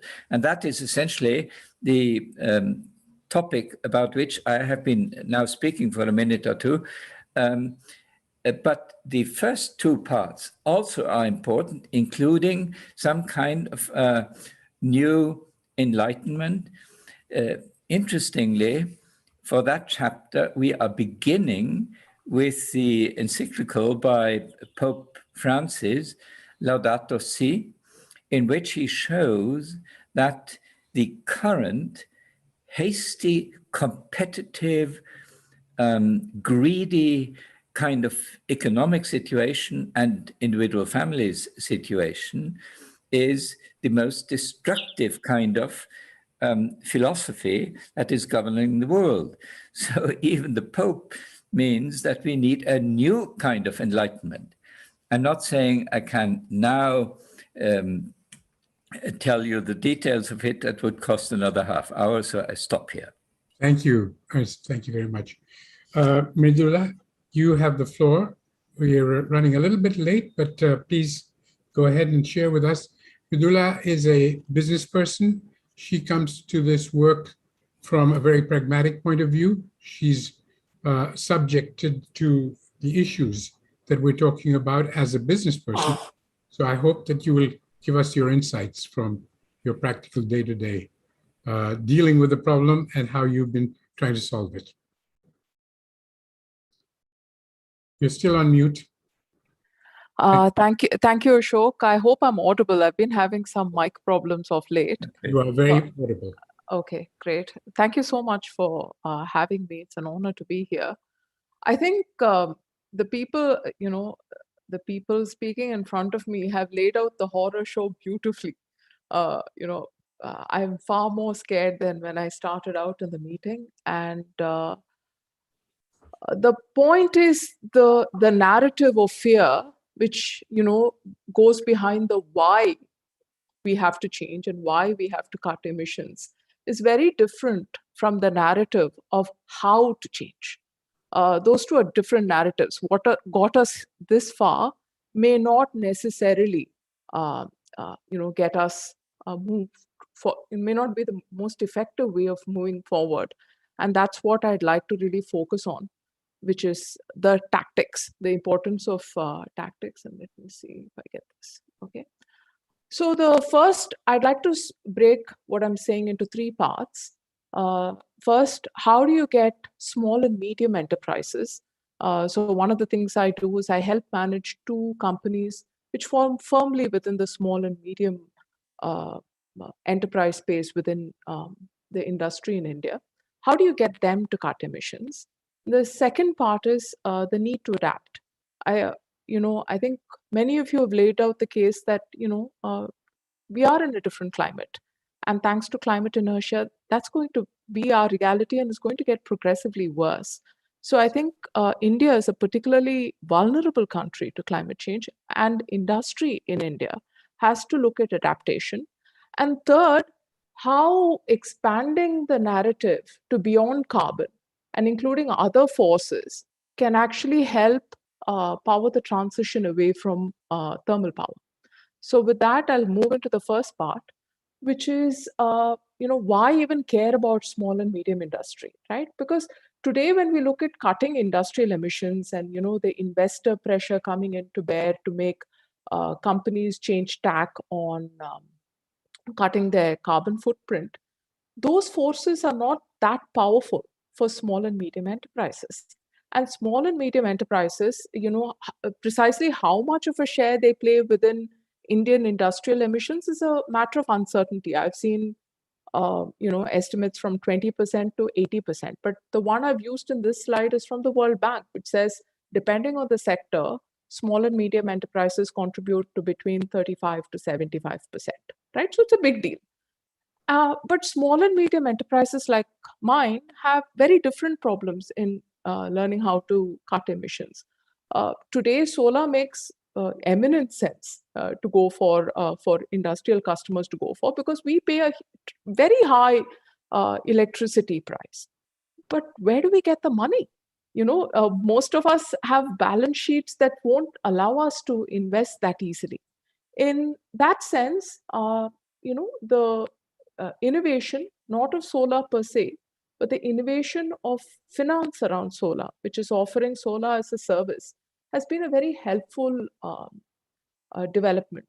Today morning, we were in an industrial, industry association meeting, and we were discussing how will we get financing, what are the final roadblocks, etc., to move forward. And this will actually help us to transition away from,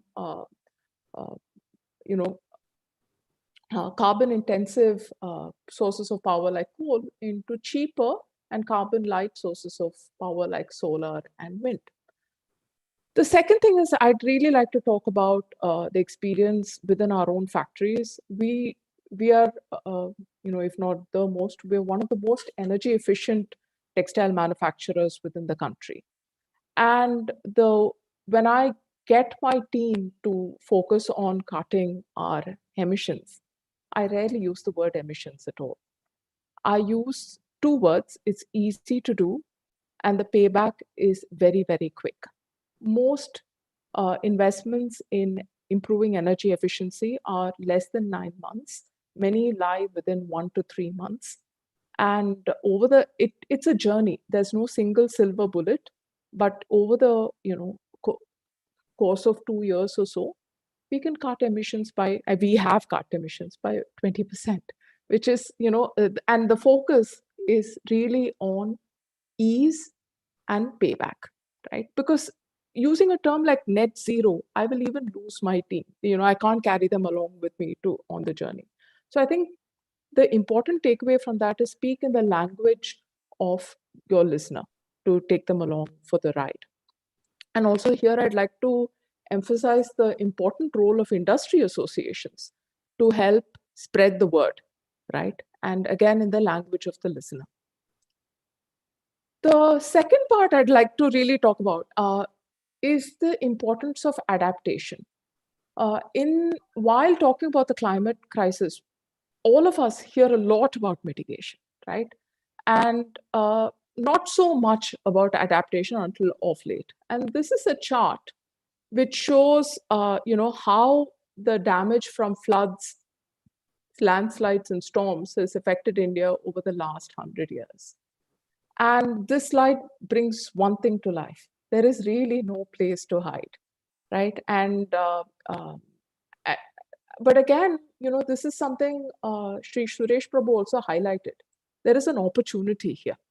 The reason why we found it so easy to cut our emissions is because we have very granular data on, electricity consumption and how we can cut it down. In adaptation, the two main things you want to manage are really water and waste. And the state of data there is next door to nothing. So managing that is going to be really, really difficult. And if you can't measure something, you can't manage it. And the sad part is, I have a few investments in startups in waste and water. If you adapt to it, it's a huge opportunity, and you create the jobs.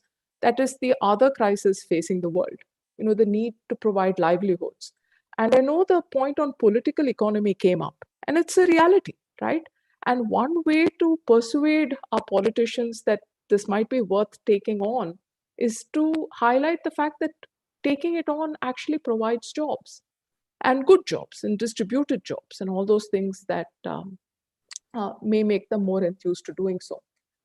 The last point I want to bring up is, by focusing on adaptation also, specifically focusing on water, can help India understand where to move away from coal. Everybody knows we have to move away from coal, but when you want to know how to act, it's interesting to ask where to act. So this is a chart from my upcoming book on India's water. And what these two axes show is, the x-axis shows the volume of water used to generate a unit of electricity. This is from thermal power, this is from solar, and this is from wind. So they use next to no water. And this is the cost per unit of electricity. You see one thing, that wind and solar are cheaper, but what most people counter that with is,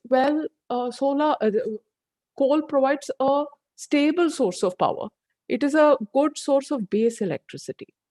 But there is a good study from WRI which says thermal plants in regions with high water stress, such as my state, Tamil Nadu, actually have a 21% lower plant capacity factor, right? At 21% lower plant capacity factor, coal is no longer that stable. And including water in the argument actually takes away from the allure of coal, right? And shows us where we can move away from coal. And so with that, I'll end, because I think the narrative of how to cut our emissions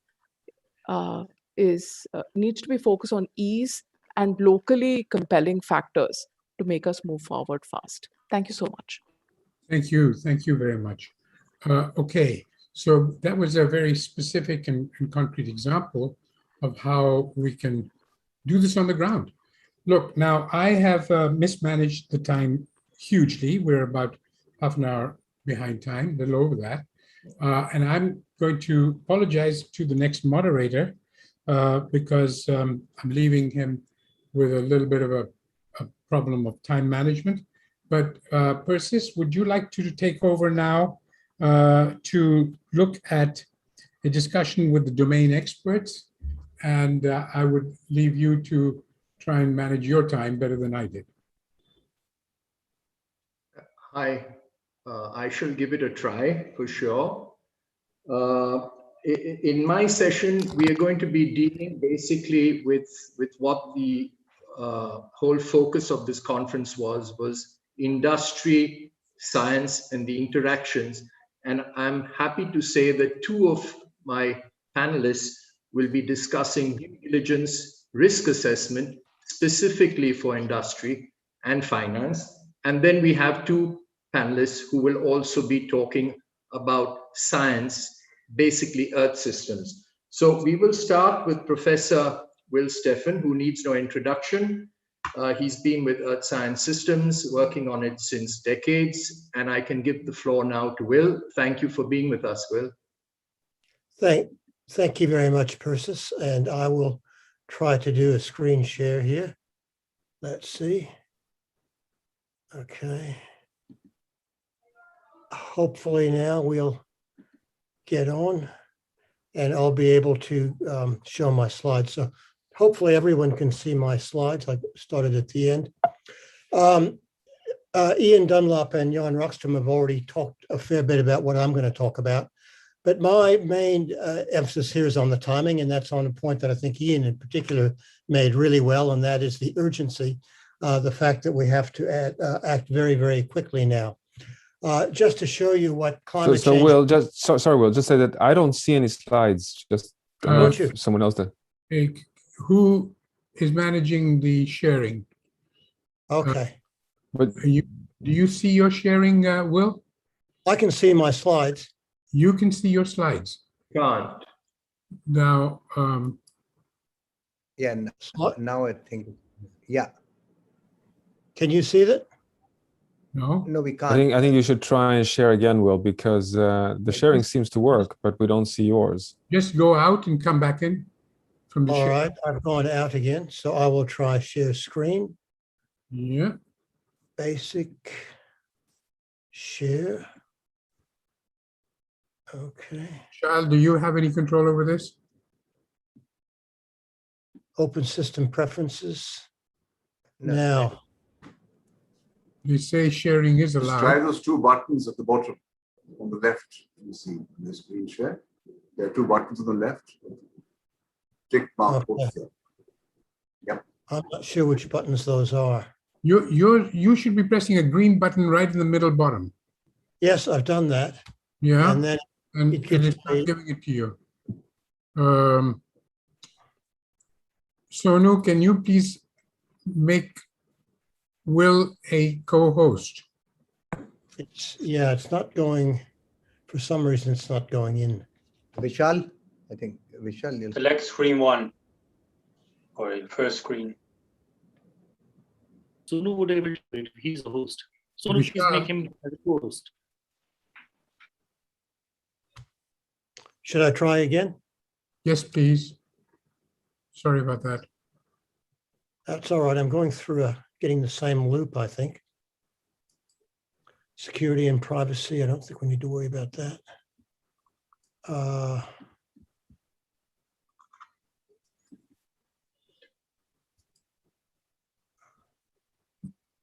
Sonu. Can you see it? No, not yet. Sonu, can you please give him screen sharing? I'm not sure what's happening.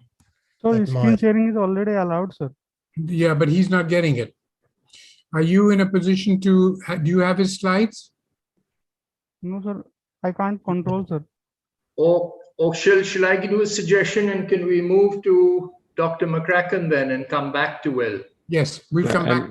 Will, I would suggest, Will, that you log off and log in. I mean, that you simply leave the meeting and reconnect. Okay, I'll try that. And if the worst comes to worst, please email it to me and I will show it to you. Okay. Yeah. Okay. So Will, we hope to see you back again in a few minutes after Mike comes in Dr. McCracken needs no introduction again. He's been founder of the Climate Institute in Washington, D.C., and an advisor to various White House regimes. I now give the floor to Dr. McCracken. Thank you, Percy. I hope you can hear me. Yes, we can. Well, as my contribution this afternoon, I wanted to give an overview of the most important impacts from change. It's sort of, while climate is changing, a lot of people sort of think, well, people live in all sorts of different climates. And so can't we continue to do that in the future? However, what's happening with human-induced change is it's disrupting the conditions and the environments everywhere in ways that are going to force adjustments and be very problematic. And really, these kinds of impacts are the ones that will really are what pressure us to get off of fossil fuels. In listing these impacts, not everyone is going to be affected in the same way everywhere. Everything's going to be different. And so in terms of responding and adapting, as was mentioned, you're going to have to understand your present condition. It's important to realize that these conditions are not only affecting you personally or your business, but it also will be affecting your suppliers, your customers, the local economy that is there, communities. So everything around the world is being affected at the same time. And that requires a lot of adjustments. So what are these kinds of impacts, just to give a sort of heads up over them? Well, the first one is really human health and safety. I mean, you want your people to be safe.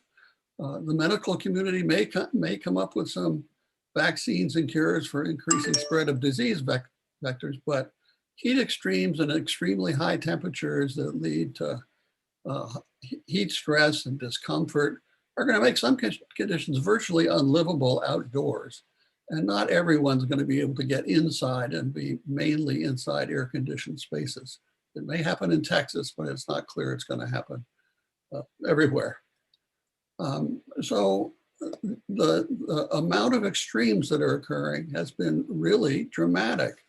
Jim Hansen, who's a climate modeler, has done a very interesting chart where he sort of shows that what were warm conditions in the mid-20th century, which were extremely warm conditions, sort of 1 in 1,000 type conditions, are now occurring over 10% of the time. So we're getting a huge increase in extreme temperatures that people are feeling around the world.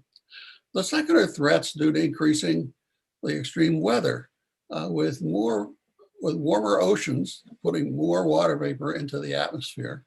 When it condenses, it gives off all kinds of energy. And what we're seeing is an increasing tendency to intense rainfall events that lead to overtopping riverbanks and create historic floods. What farmers want, of course, is moderate rain spread out, not everything at once. And so we're getting conditions where sometimes the fields are too flooded to plant, and sometimes they're ending up too dry for the plants to reach maturity. And so there are also extremes, of course, affecting infrastructure. Most infrastructure has been built based on climate conditions of the past, and that's now changing as well. And so a lot of it's going to have to be rebuilt. That means not on the low coastal plains. It means being prepared for more extreme weather. All sorts of things have to be done. The third is the general threats to water resources. Water is vital for people, of course. It's melting a lot of the mountain glaciers, and they've been feeding rivers for many years that people depend on. As the warmth, you get increased evaporation from the ground, including from farmers' fields. So we're getting these variations in intensity. There has been a tendency when it's drying to say that this is a drought, as if that is some sort of random event that is happening. But in essence, what's really happening is the subtropics, the dry subtropics are expanding. There's sort of more water vapor lifting air in low latitudes in the equatorial zone, but that air has to come back down, and it's coming back down over larger areas and creating real dryness. So when people say, including those in our country who say California and the West is experiencing a drought, that's the wrong word to be using. This is the direction it's headed, and it's not going to really be coming back. They'll have occasional wet years, but it's not coming back. And because of that, you get to the fourth issue, which is the changeover of the landscapes. As you stress the vegetation that grew up in weather of the past, forests that grew up 50 or 100 years ago or something, they're used to that kind of condition. As you get rid of that condition, they get stressed, and stressed ecosystems basically are affected mainly by pests, locusts, for example, or they're experiencing fire. And so they will transform. So California is going to, for example, is going to be burning a lot, as is Siberia and some other spots. The fifth one I list is local and international food production. Just on it's obvious sort of what's happened locally affects farmers. They have to be able to adapt, plant something different and things. But in international trade of grain and rice and other things, virtually all the major crops in international trade come from each of them come from just a few major growing regions, 4 or 5 growing regions. For wheat, it's the Great Plains and other places. We've had some drops in some problematic weather in some of those zones, and the price starts up. What's going to happen when we have simultaneous crop failures in more than one of these regions at a time? The price is going to go up because food is sort of inelastic. Its price is inelastic. We already have the Food and Agricultural Organization of the UN sort of having the price, the world commodity price go up. And that in the past has tended to be a rough metric for international social unrest because people need food. 6 are threats due to sea level and coastal inundation. People talk about it, but let me explain it in a particular way. 20,000 years ago, peak of the last glacial maximum, so 20 centuries ago, sea level was down 120 meters. 120 meters. All that water was piled up in ice sheets on North America and some other places. Over the next 120 centuries, so till about 8,000 years ago, 2/3 of that melted. And sea level over those roughly 120 centuries rose on average 1 meter per century. That was at a time, however, when global average temperatures we constructed was only going up on average about 1 degree every 2,000 years. We're in a situation now where sea level, where we've gone up 1 degree C now, probably a couple of degrees more will happen this century. That's a rate that's like 20 to 30 times as fast occurred in the past when the ice was melting at 1 meter per century. Ipcc has been sort of putting out projections that it'll only maybe be 1 meter or less by 2100. But if you look into their calculations, they are leaving out the contributions that will come from the melting of Greenland and Antarctica, or most of the melting, because it's scientifically hard to figure out how the ice sheet will move. But we know it moves. It's moved in the past. So the risk is really getting high. Finally, I just briefly mentioned that there's threats due to ocean acidification. As you raise the CO2 concentration in the atmosphere, it pushes CO2 into the ocean, sort of reducing its pH. That makes it hard for the species in the ocean to form their skeletons and shells. These organisms, however, are vital parts of the marine food chain. We don't really understand quite yet how this is all going to change and emerge, but it is. And there's going to be a huge demand for protein for the ocean. I mean, the ocean acidification is already in the US Northwest affecting the small fish as they come out. And so what are they doing to acclimate them to the lower pH? They're flying them to Hawaii and trying to put them in particular waters and stuff that aren't having this change, and then bringing them back. That's not going to be a viable strategy for dealing with the marine food web. So finally, just to say the impacts are already here. They're already starting, and we're only at 1 degree Celsius. So the world's currently on this path to roughly triple this amount of warming during the lives of our children and grandchildren. So for their sake and future generations, there's really an urgent need to act rather than to wait for further insights and better technologies. We need to reduce our emissions, we need to adapt, and we're likely going to have to do more, perhaps even intervening in the climate. Thanks. Thank you, Mike. Thanks. Is Will got the slides on now? Will, can you try them out? You're on mute.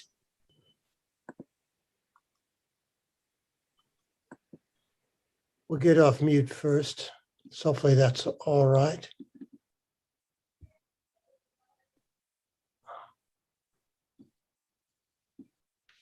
Okay, can you see them? No, not yet.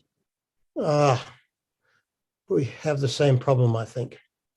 I think Vishal, if you've got the slides, why don't you just show it here and we can then keep changing it. No, but he can't get them on the screen.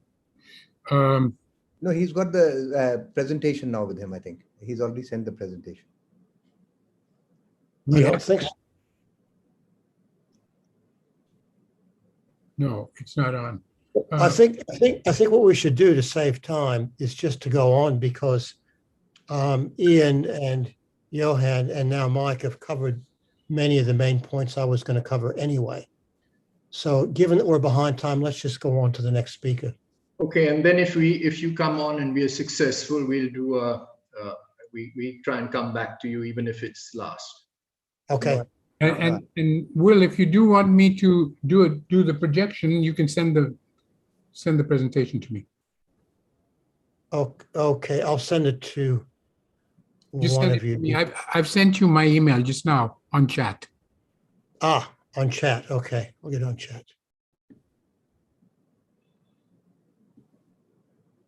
Okay, good. So now we have Dr. Mark Trexler, who's going to make the presentation very exciting, because he's going to look at risk analysis and due diligence for industry and business coupled with science. And he's been working with the Ipcc and DNV and a whole lot of organizations. And I think he's going to bring a lot of fresh air into the room. Over to you, Mark.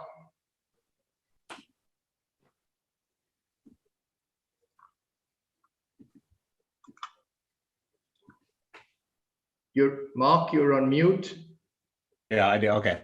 Yeah. Perseus, did we want David to go before me? No, yeah. Well, you can come in. Is that all right if you're prepared? And then we get you coming in. Yeah. That's fine. Okay. Well, let me go ahead and try and share my screen. Okay. Yours seems to be working. Okay. Three rhinos. 3 rhinos, yes. Okay. Okay, so if you're seeing are you seeing the full screen? Yes, here we go. Not yet the full screen, but you have to click on the full screen. Yeah, so you should have it now.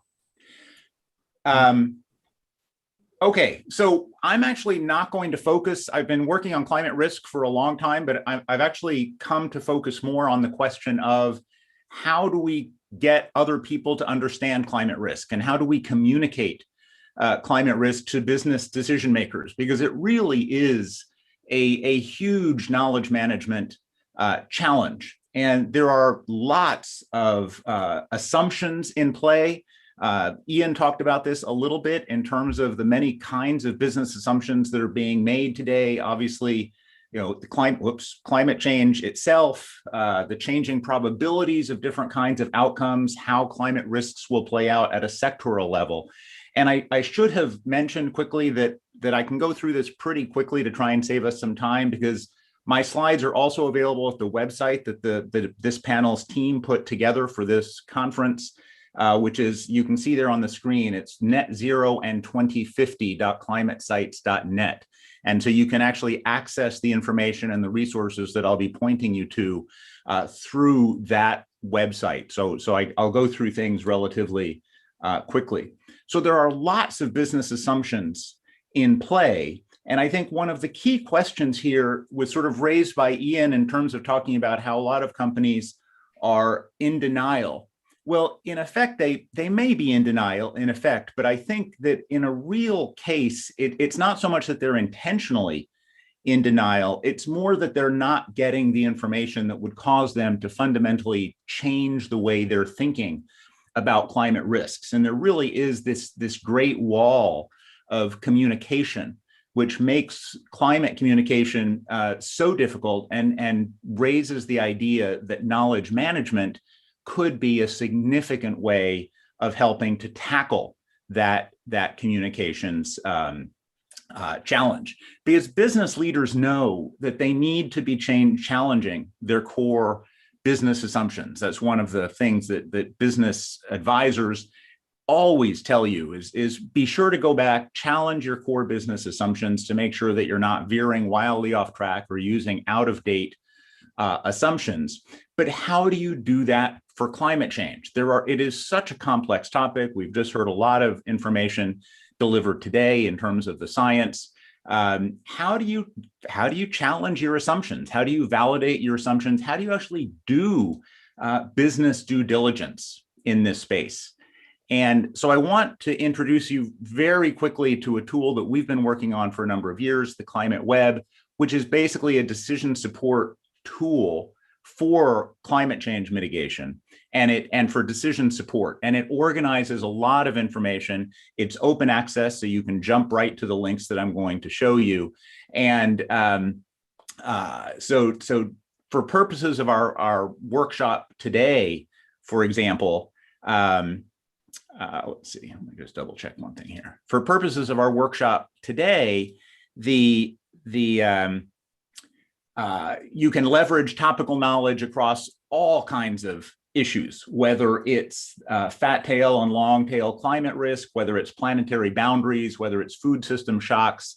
You can jump to information collection specific to all of these different topics. You can leverage the work of lots of experts in this space, and there are lots of experts in this space, some of whom we have on the Zoom call today, but certainly by no means all of them. And you can jump to the collections of their work that we've already pulled together in the Climate Web. So just for example, one person on that list, Kevin Anderson from the Tyndall Center, this is the work that is organized in the Climate Web, whether it's reports, news stories, blogs, opinion pieces, videos. All of this information is organized and linked in a whole series of ways in the Climate Web, making it easy to access if you want to dig more deeply into some of the topics that he works on, and that goes for all of the different scientists.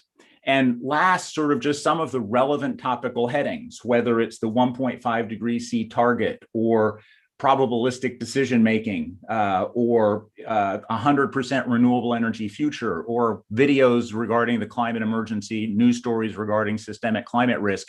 We've organized literally tens of thousands of some of the best information. We've extracted graphics to make it possible to go in and do due diligence on these topics without spending years. We've tried to short circuit the years of work that one could spend trying to come up to speed on all of the information that is out there.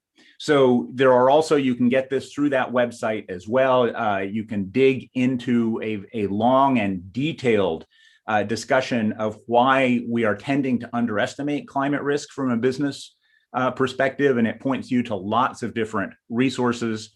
And the whole Climate Web is structured to make it possible to really carry out an audit on climate assumptions, on an individual company's climate assumptions that are being used to make climate change decisions. So this just gives you, again, very rapidly, just to point out, not sort of getting back into the topic of climate risk per se, but that there is an enormous amount of information and work available to all of us, and it's hard to find. And we've tried to organize a lot of that. And so my talk has been focused on pointing you to the fact that you can access, or we can help you access, a lot of the information that you might actually be able to use for this kind of business due diligence. And again, this and other materials from this panel are organized at the net zero and 2050.climatesites.net website, and I'll leave it there in the interest of time. Thank you. Thank you, Mark. And now could I call upon David Tatushaw, who's been a former advisor to the Nordic Council, for his inputs on business and finance and the science of climate change. Over to you, Dave. Thank you, Persis. Good day to everybody. Can you all hear me? Can you hear me, Persis? Yes, we can. Okay, fine. Yes, we can. I was going to say something else, but having listened to everybody talk about various things, I'm not going to duplicate stuff. So I'm just going to get straight down to it, to reality. And the reality is any plan without the adequate finance to implement it is just merely talk. And unfortunately, the system that we have, the financial system that we have, is very, very ponderous. And if you look at what would happen if you try to portray out, okay, fine, we need to make these adaptations, these adjustments in this period of time, the likelihood, even if people were willing, given the current financial system, is it's not going to work. If you look at the green bond thing from start to finish, the whole thing, and then, oh, we need the collateral here, we need this loan here. Either the coalition of the willing, the people who want the change and are willing to change, get together and create a dedicated financial system that's going to work within the time constraints, or, as far as I'm concerned, everything that everybody's talked about on the bad side is going to occur. If you do that, you create jobs. If you create jobs, you create converts, and they will apply pressure to government, because when people can feed their families, put a roof over their head, and all the rest of it, then they're converts. You don't have to communicate with them. They've got money in their pocket, and that's the vast majority of people in the world. And once they've got that, these people over here who haven't got it are going to demand it from their politicians and so on. So that's all I have to say, Persis. It's got to be down. We've got to create a dedicated financial system, or it will not work. Thank you, Dave. Thanks for that. Will, is there any chance that we can bring you back on? Yeah, I can probably do it. May I just try? Give me 1 second and I will see whether it'll come on. Are you able to see the screen? Excellent. Well done, Ashok. Yep. Yes, thank you. And thank you for doing that. That's very kind. Right. So I'll finish up then with a very quick overview of the science, just summarizing much of what has already been said by someone else, by other people. But I do want to really pick up on what Ian Dunlop has said, and that's the urgency issue. Net zero by 2050 is far too late. We've got to move much faster than that. So next slide, please. This is a good example of why you don't have to convince people who live in Canberra that we need to move fast. Those are the southern suburbs of Canberra in January 2020, where the fires, some of the flames were 70 to 80 meters high, bearing down on the city. Luckily, we got a wind shift and avoided an absolutely catastrophic situation. But the point here is we don't have to wait for really, really serious risks and impacts. They're here now. Next slide, please.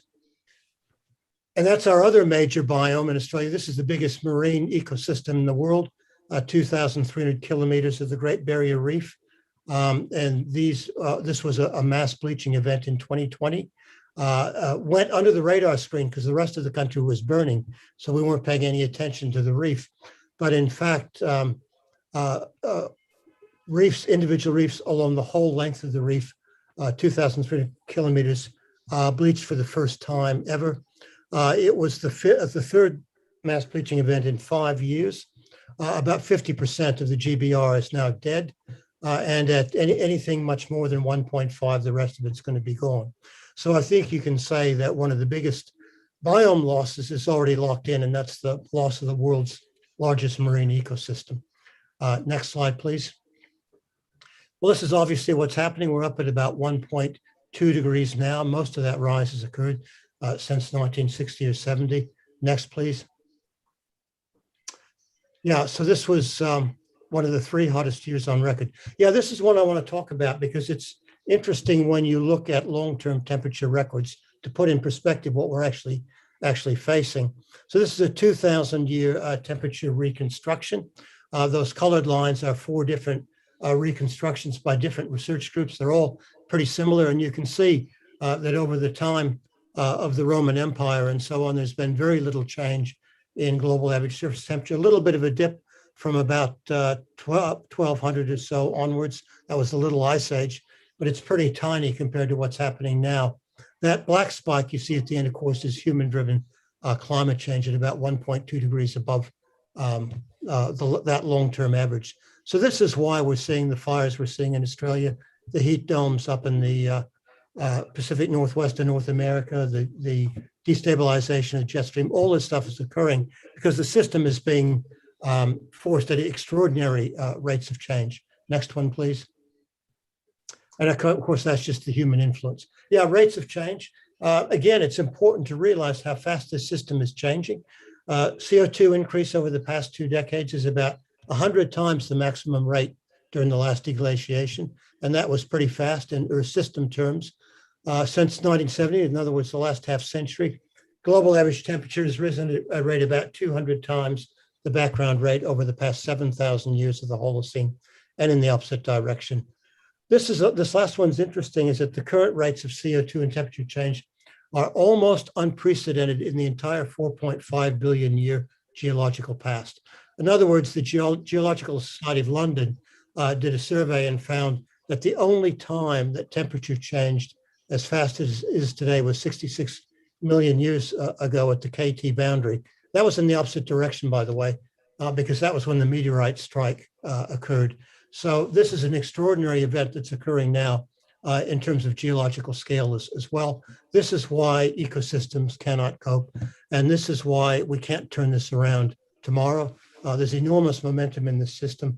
And as Ian pointed out, we've got to move really, really fast and decisively to have any chance, I think, of getting it under control. Next one, please. All right, so let's put on the projections. Those are the IPCC projections. And I've put them on that graph I just showed you. That's the 2,000-year temperature record. The black line there at the bottom is at 1.2. And those are the AR5 projections from very low emissions all the way up to very high emission scenarios. And they're put on the same time scale. So that tells you that what we're facing, again, is absolutely unprecedented, certainly since humans have been on the Earth and for probably tens of millions of years at least.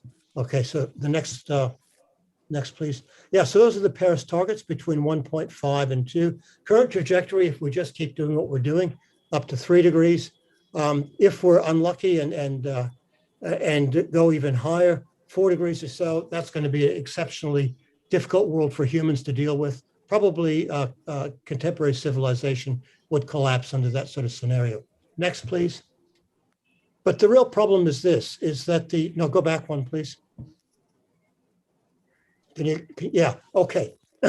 So this temperature range that I've shaded here from 1.5 to 3, that's where you go from a moderate to a high risk of tipping points, of tipping some of these things that we've been talking about, the polar ice sheets, the jet stream, Atlantic Ocean circulation.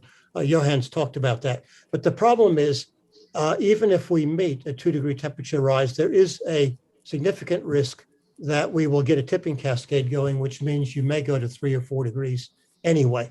So that's the real risk of not taking absolutely rapid and very decisive action. So next one, please.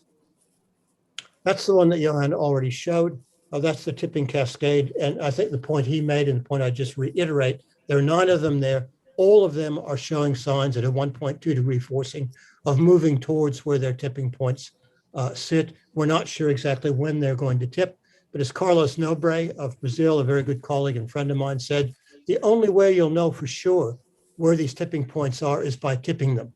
And he added that that's not a very intelligent thing to do. So the point here is this is not a projection business. This is a risk business. So the IPCC in 2018 estimated that we already have a moderate risk at 1.2 degrees of tipping some of these things. That's already scary. And in fact, the observations are pretty much bearing out what the IPCC IPCC said. So we are indeed in an emergency, as Ian Dunlop pointed out. We have to move really, really fast. Next one, please. Will, may I just ask a question on this one? Yes, you can. Each one of these tipping points are actually positive feedback origins. I mean, once you get into this tipping point, it goes into a self-feeding loop. Yeah. Most of them are. Look at coral reefs aren't connected. They're not going to influence the other ones. The Atlantic circulation slowdown is an interesting one because it's a positive reinforcement on the Amazon, positive reinforcement on West Antarctica, negative reinforcement on Greenland, okay? Because that actually slows the flow of warm water up to the North Atlantic. So Greenland gets wedged between one that's trying to actually stabilize it and one that's destabilizing it, which is the Arctic sea ice. Interesting. Okay. So that's an interesting one. That the last assessment from the Potsdam group is that the stronger of those two is actually the Arctic sea ice. So the overall effect will still be to accelerate the Greenland ice sheet, but not as fast maybe as we thought. So that's the comment made in that paper that Tim Lenton led, that if these tipping cascades can occur and a global tipping point cannot be ruled out, then this is an existential threat to civilization. And he noted here that no amount of economic cost benefit analysis is going to help us. This is just a risk assessment that we really have to take into account and do everything we can, regardless of the economic cost, to get this under control. Okay, next one, please.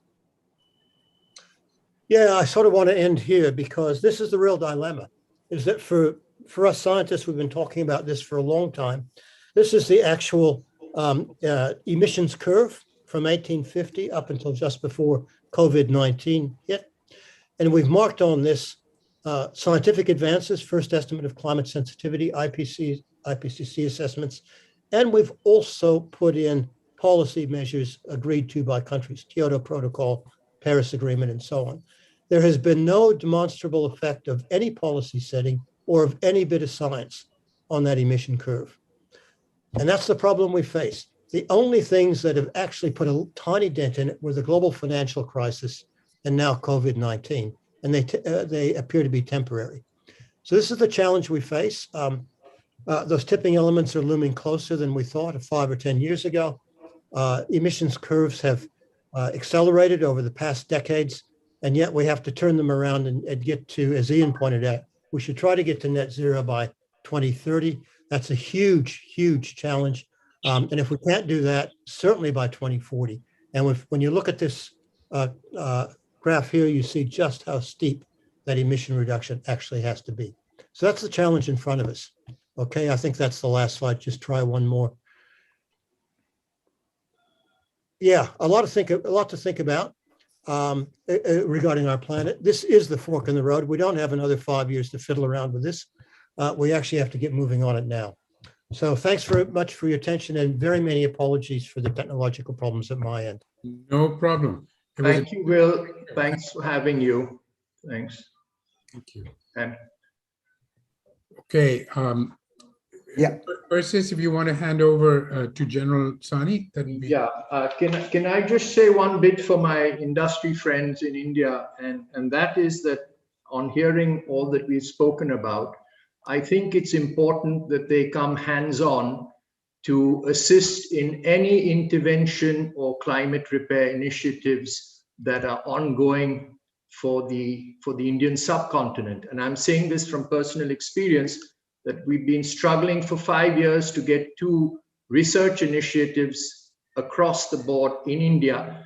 And very sadly yesterday, but fortunately, we've had outside funding coming in for intervention and climate repair initiatives and research work from overseas. And none of the Indian industry or trusts came forward to assist in the last 5 years. I think this thought process and mindset needs to change, please, if you're going to survive. Thank you. Over to General Sani. General Sani, may I interrupt for 1 second, make an announcement? Please. The slides that anyone wishes to present to the rest of the participants will be put up on our website, which we will send to all of you. Ernst van Weizsäcker asked me to say that his slides, 25 slides, will be available, and I will put them up. which he didn't show.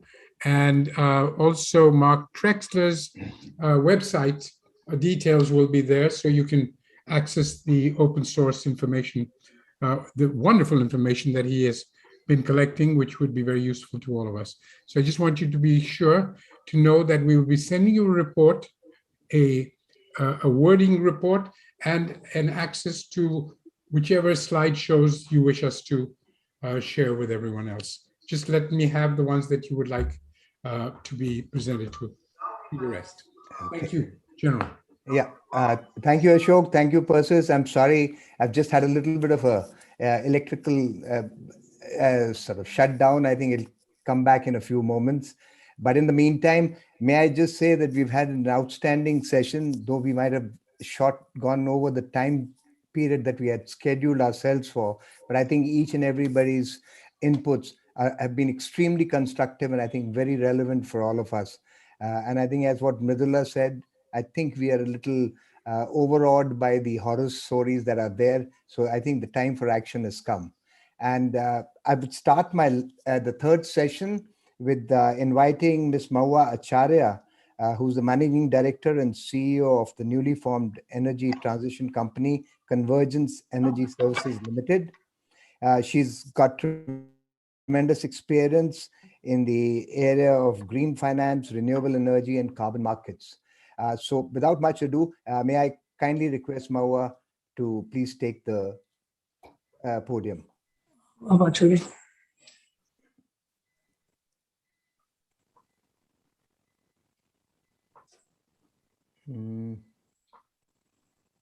It's not connected. I can see you, but there's a little bit of an echo in what you're. You are visible and you are audible, but not very clear. Dr. Khosla, can you see me and hear me? We've had a little power failure here. Yes, beautiful. Okay, perfect. I'm just going to put this a little higher up. Okay, is that? That's great. Yeah, that's good. We look forward to it. Perfect. I was sitting and then we just have a power failure here. Don't worry, I think is that your wonderful new office? That is, yes. Well, can you get me a job there? Okay, so we'll manage with this as long as you can hear me and see me. Good. Yeah, we can. Okay, great. Okay, go ahead. Yeah, the floor is yours. Sorry, so I missed this whole thing because you were connected to my big screen. Okay, so Maua, what we are saying is that after all these presentations, we'd be delighted to hear what you have to share with all of us today. So we start with handing over the floor to you, your experiences and the areas. And I can only emphasize once again, just keep the time in mind. The essentials would be delightful. We'd be delighted to hear and. Sure. Thank you. Firstly, thank you, Dr. Khosla, for having me at this event. I was listening to all the presentations, and just as I was getting ready for my session, I have the power failure. Just to explain what let me give this a little bit of context. To introduce myself, I've spent the last 20 years working on different aspects of climate change with a heavy focus most recently on finance, meaning using the tools of finance to achieve the goals of, I guess, environmental goals, collective goals, so the goals of public policy. And what I mean by that is using the mechanics, the risk allocation, the instruments and structures that regular mainstream commercial finance has to offer to bring environmental services for large, I guess, communities. 8 months ago, I was asked to build out this new Government of India company, which I've been doing. It's in fact a Government of India company positioned as finding large, of course, everything in India just has to be large scale, focusing on energy transition. So all of the climate change realities and all of the slide decks that I saw before this around climate and the science of climate and the effects, the issue is, I mean, we all know we've got to respond to them, but in order to get large scale capital, business models just have to allow that. So here's an opportunity that that has been given, and in fact has even been created by the government, to combine wherever possible state money with commercial capital with appropriate risk mitigation mechanisms with as many structures as is possible, such as the monetizing of carbon credits, such as the monetizing of air quality. We talk about air quality and the need for it, but in fact, when we end up doing projects or large programs, we don't seem to monitor, we don't even seem to measure them, let alone monetize them. So here's an opportunity where I'd like to put all of this together. So this work that I've been focused on in this new company is on distributed generation or distributed renewables, meaning renewable energy that's not your typical large scale power plants where you see solar farms going extensively out into, I guess, into the wild. These are smaller units that provide cheap power, very cheap, high quality, and accessible power to rural communities, but doing that at scale. So to put it in perspective, this is 1.2 gigawatts. And you can, it's almost, it's, in rupee terms, it's 4 crores, almost a little less than $1 million per megawatt. So it's a very large scale investment, but in fact, every project is small. It feeds rural areas, it feeds agricultural consumers, and it adds to greening future demand. So here's an opportunity to achieve impact, but also at scale. Electric mobility is the other big focus area. It's something that I guess the world is moving towards. We have never been able to address transportation emissions. The carbon market came and it's now fragmented into many bits, but it's been hugely difficult to incentivize transportation, at least monetarily incentivize a change in public transit. But here's an opportunity. We finally have enough technology out there and enough enthusiasm in the market to pull that together again at scale. So that's what I've been focused on. And somewhere in there is technology, because that's our enabler. To get to the masses, what I just need is this little phone. And that's what everybody else needs. So if we can get these 2-wheelers and 3-wheelers and a bus ride accessible through phone, because everybody's using a phone to do just about everything. I mean, to make payments. So we've enabled that. So somewhere in there is technology. So again, going back to all of the slides and all of the, I'd say the theory, there's a lot of that theory that's, I can see is being applied, can be applied, but sadly, not all of it. Not everything. I wish things could be quantified a little bit more. We have in government the concept of an economic rate of return. And that's what's used, and not just necessarily an investment rate of return. I wish we could build that up a little bit more. An economic rate of return captures things like value of life. It captures livelihood generation. We do projects all over the world based on livelihood generation, and it is, after all, some aspect the public sector responsibility, quote unquote. So this is what I've been doing here. This is what I do right now, and the mandate is international, but very honestly, the scale in India is so large that if I had more than 10 working hours a day, I would be able to do a lot more because the demand is tremendous, tremendous. The demand across the states is absolutely tremendous, from anything palm oil restoration to mining runoff restoration to come and fix my public transportation problems. Great. Thank you. Yes. Yeah, thank you very much, Mahua. Thank you for sharing this. I would say this really noble initiative that is started by the government. And as you said, the bandwidth is extremely large. I'm sure we'll see more of this, and we wish you luck with the new organization. And we, of course, look forward to the impact that it's going to create in our systems. Thank you very much. May I now, thanks. And may I now next request Dr. Praveer Sinha, the CEO and MD of Tata Power. May I also draw your attention to what Mr. Ramadurai said. I think the Tata Group has been in the forefront in taking initiatives which are ensuring that we do look towards meaningful actions for reduction of emissions. Dr. Praveer Sinha has three decades of experience in the power sector, from power distribution, a master's degree from the National Law School in Bangalore.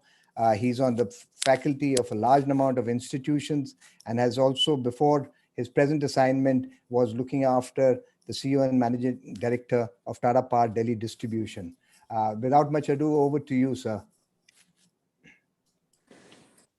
Thank you, Dr. General Sani, and thank you to Mr. Ashok Khosla for giving me the opportunity.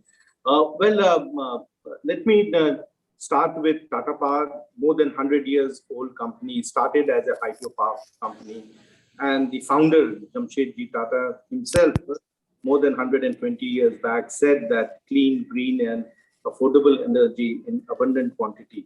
And I think what he said more than 120 years back is so true now also.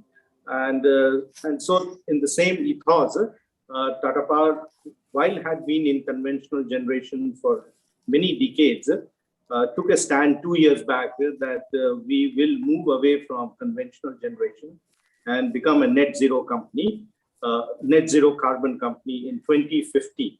So, or before 2050, and we are now, of course, looking at a target much before that. This is in spite that the government of India has not taken a stand of when to become, but we thought we need to demonstrate the thought leadership, and no better way than to do an action and walk the talk of what we can do. And I think we are committed to this.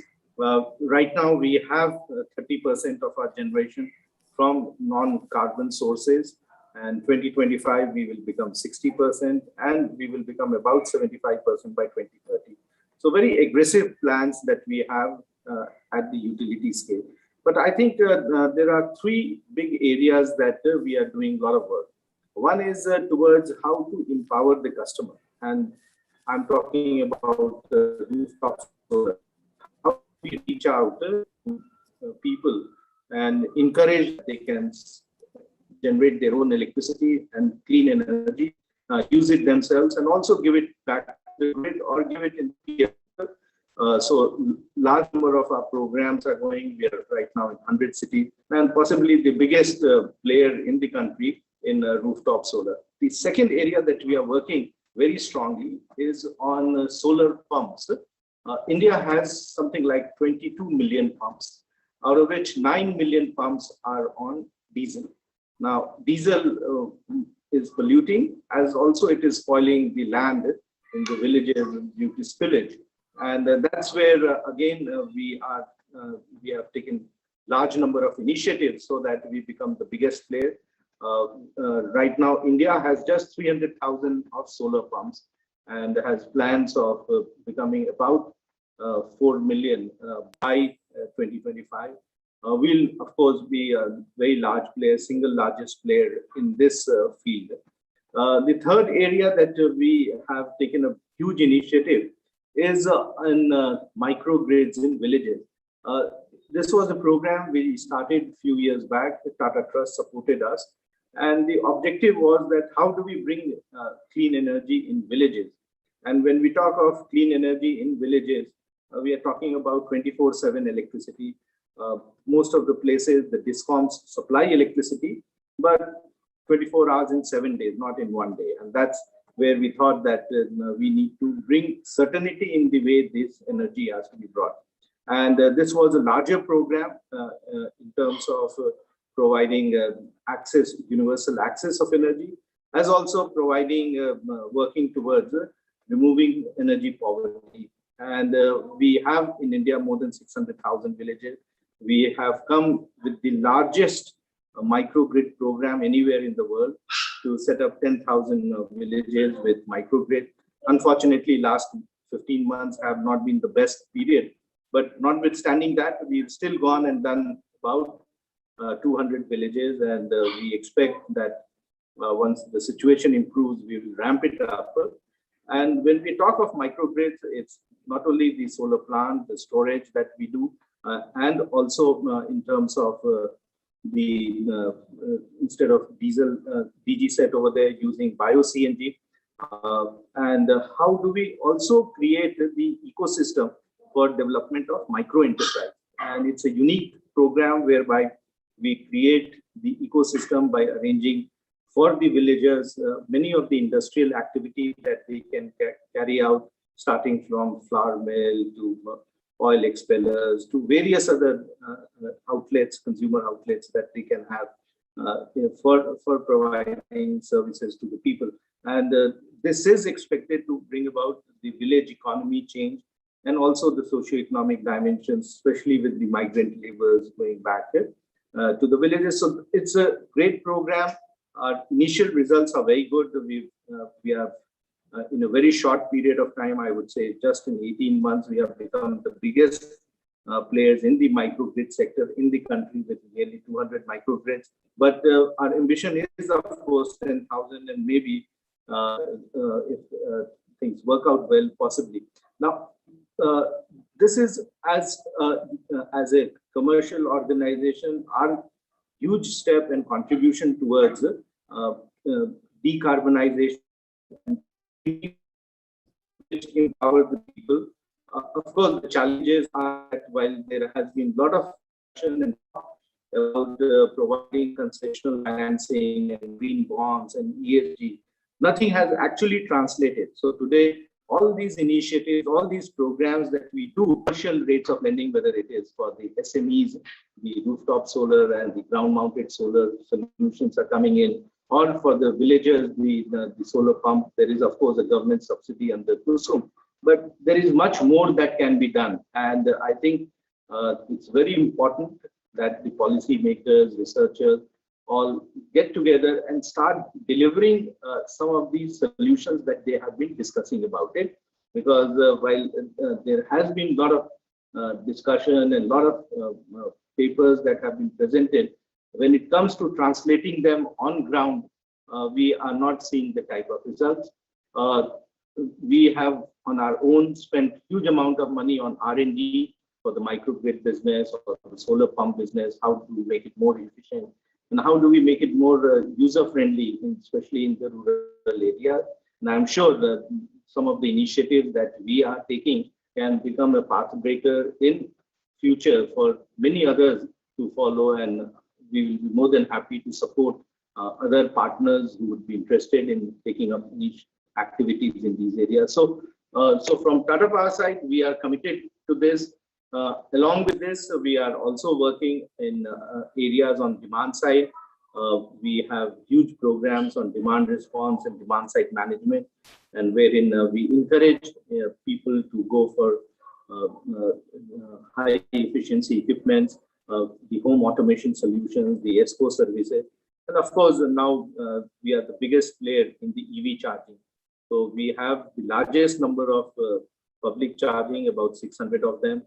We have 3,000 of home chargers, and we are virtually 50% market shareholder in this business, and it is ramping up at an exponential pace in this year and in future year. So from Tata Power side, as a utility, we strongly believe that the future is for bringing many of these new solutions, clean solutions, and this will, to a large extent, bring a paradigm shift in the way energy can be produced and used. So thank you once again for the opportunity, and if there are any questions, I would be open to respond.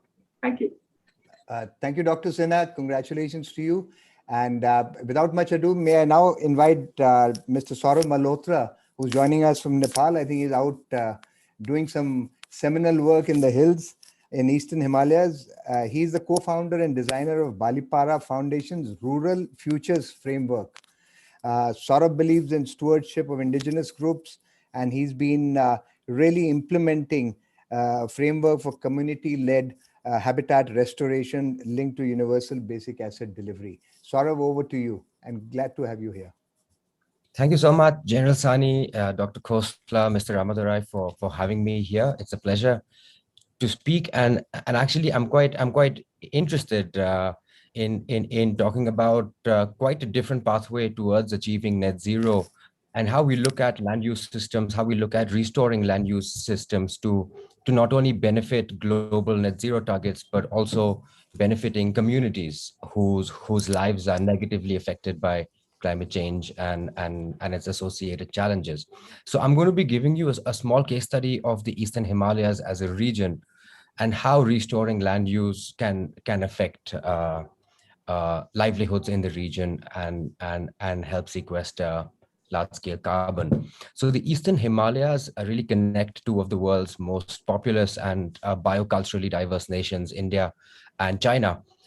This region forms sort of like an ecological bridge between 250 million people from over 400 different indigenous groups. The strategic value of this region really cannot be overstated, from its centrality as a water source for India, China, and for the rest of Southeast Asia, to its importance as a global biodiversity hotspot. This region is endowed with immense natural capital, which unfortunately remains largely untapped and also highly underleveraged, and is viewed as an impediment to the growth of the economy of the region, and as a battleground for increasingly endangered endemic species such as the Asian elephant or the one-horned rhinoceros. In the last 20 years, the Eastern Himalayan region has lost over 10% of its forest cover, which is an area larger than 2 times the Kingdom of Bhutan put together. About 80% of the region is employed directly in agriculture or other forms of livelihoods linked to nature. And long-term ecological degradation has contributed to a severe decline in incomes and a decline in agricultural yields in a region that is primarily agricultural, which has forced people to exploit forests to spur further degradation of the ecology and of critical ecosystems. Today, livelihoods in the region are threatened by this vicious cycle of ecological degradation, leading to shrinking incomes, which lead to further deforestation and degradation of ecosystems. What we are also now beginning to realize is that some of the greatest terrestrial carbon sinks in the world, such as the Amazon rainforest, for example, may also very well be emitting more carbon in totality than sequestering. And which is spurred by deforestation, spurred by increasing forest fires to clear lands to make way for monoculture plantation industries, which don't really benefit the indigenous communities that have guarded these forests for the past many thousands of years, but rather benefit large agricultural corporations. So the goal of the Rural Futures innovation that we've been spearheading for the last 5 years at the Palipara Foundation is to try and create diverse and stable income streams for our rural and indigenous communities, while trying to revive traditional ecological knowledge and enhancing the resilience of communities to climate change by restoring habitats, and through this, helping achieve global goals for net zero through sequestering carbon, and ultimately trying to create a first of its kind system where nature capital is paying for the socioeconomic mobility of indigenous communities. And this process pretty much is autonomously run by communities themselves. So through the Rural Futures innovation, we have impacted communities over about 5,000 hectares of land, secured habitats for migrating Asian elephants and other large mammals, and enabled a process for natural capital-based incomes for over 10,000 individuals in the last 4 years. To make this entire value chain more sustainable, we have focused on building grassroots leadership of communities in managing land, in managing forests, and in being able to sustainably harvest natural resources and manage them in the long term. We are currently in the process of scaling this entire initiative to 100,000 hectares over the next 5 years. And that is the reason why I am in Kathmandu today to push this initiative in Nepal. And through this, create and seed community-led initiatives for mini natural capital economies across the Eastern Himalayas. Towards this, I think that the support and stewardship of global corporations, of Indian corporations, will be instrumental in this sort of in creating large global scale carbon capture programs through restoration of forests and through conversion of land use from monocrops to other intercropping based systems with higher carbon value, and to try and create for the first time again a system where we show that nature capital is the real engine for the future and will fix the disrupted symbiosis between nature, humans, and economics that we are all trying to battle.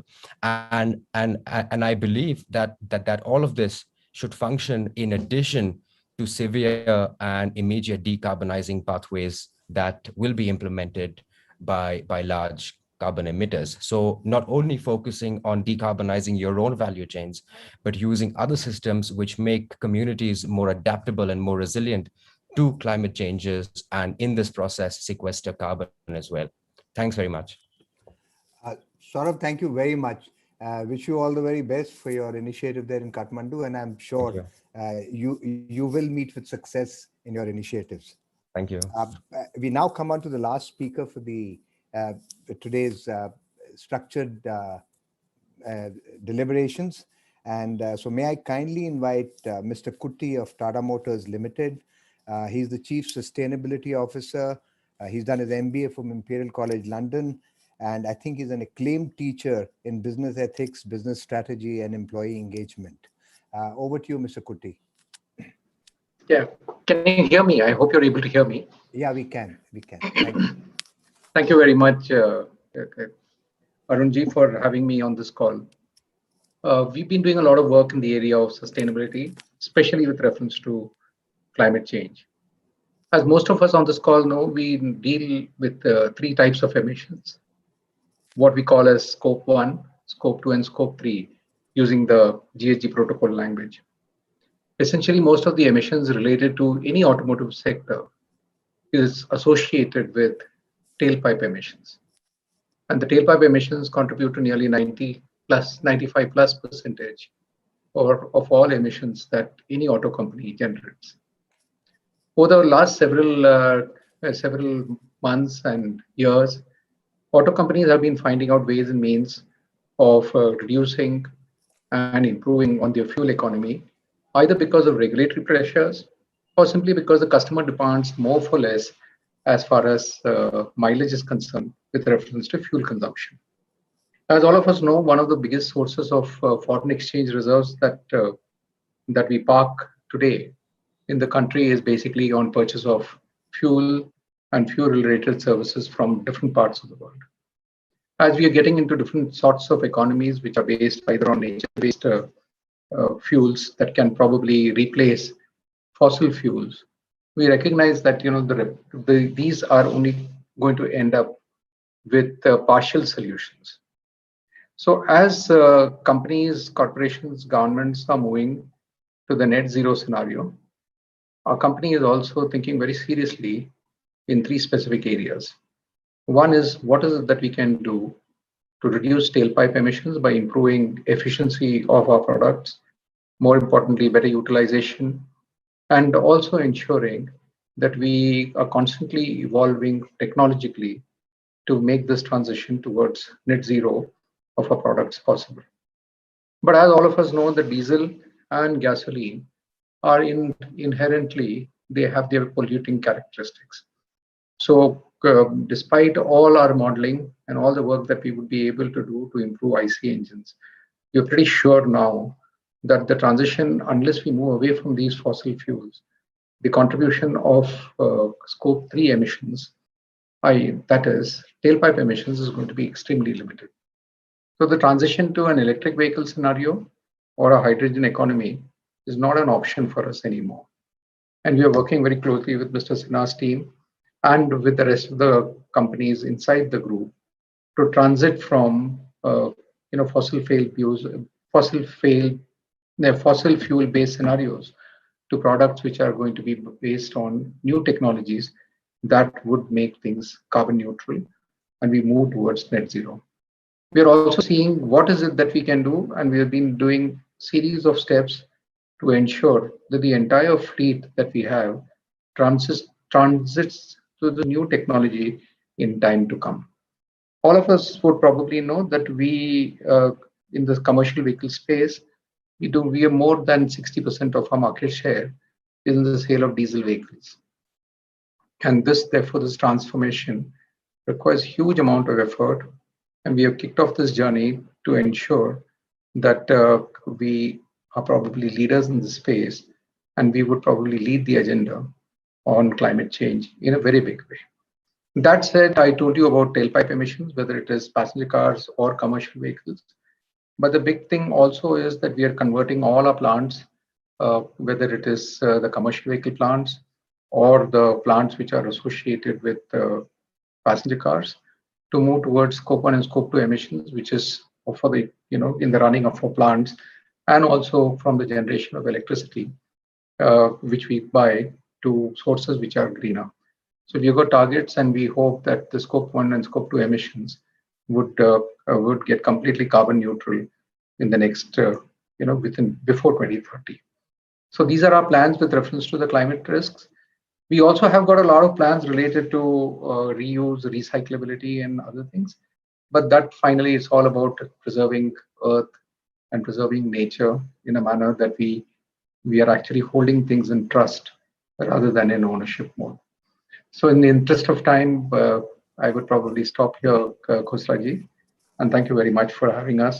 And we're working very closely with Mr. Sinha's team to see, because we are mindful that while a large amount of carbon gets generated when we use fossil-based fuel for the electricity generation, renewable energy is something that will completely change the paradigm.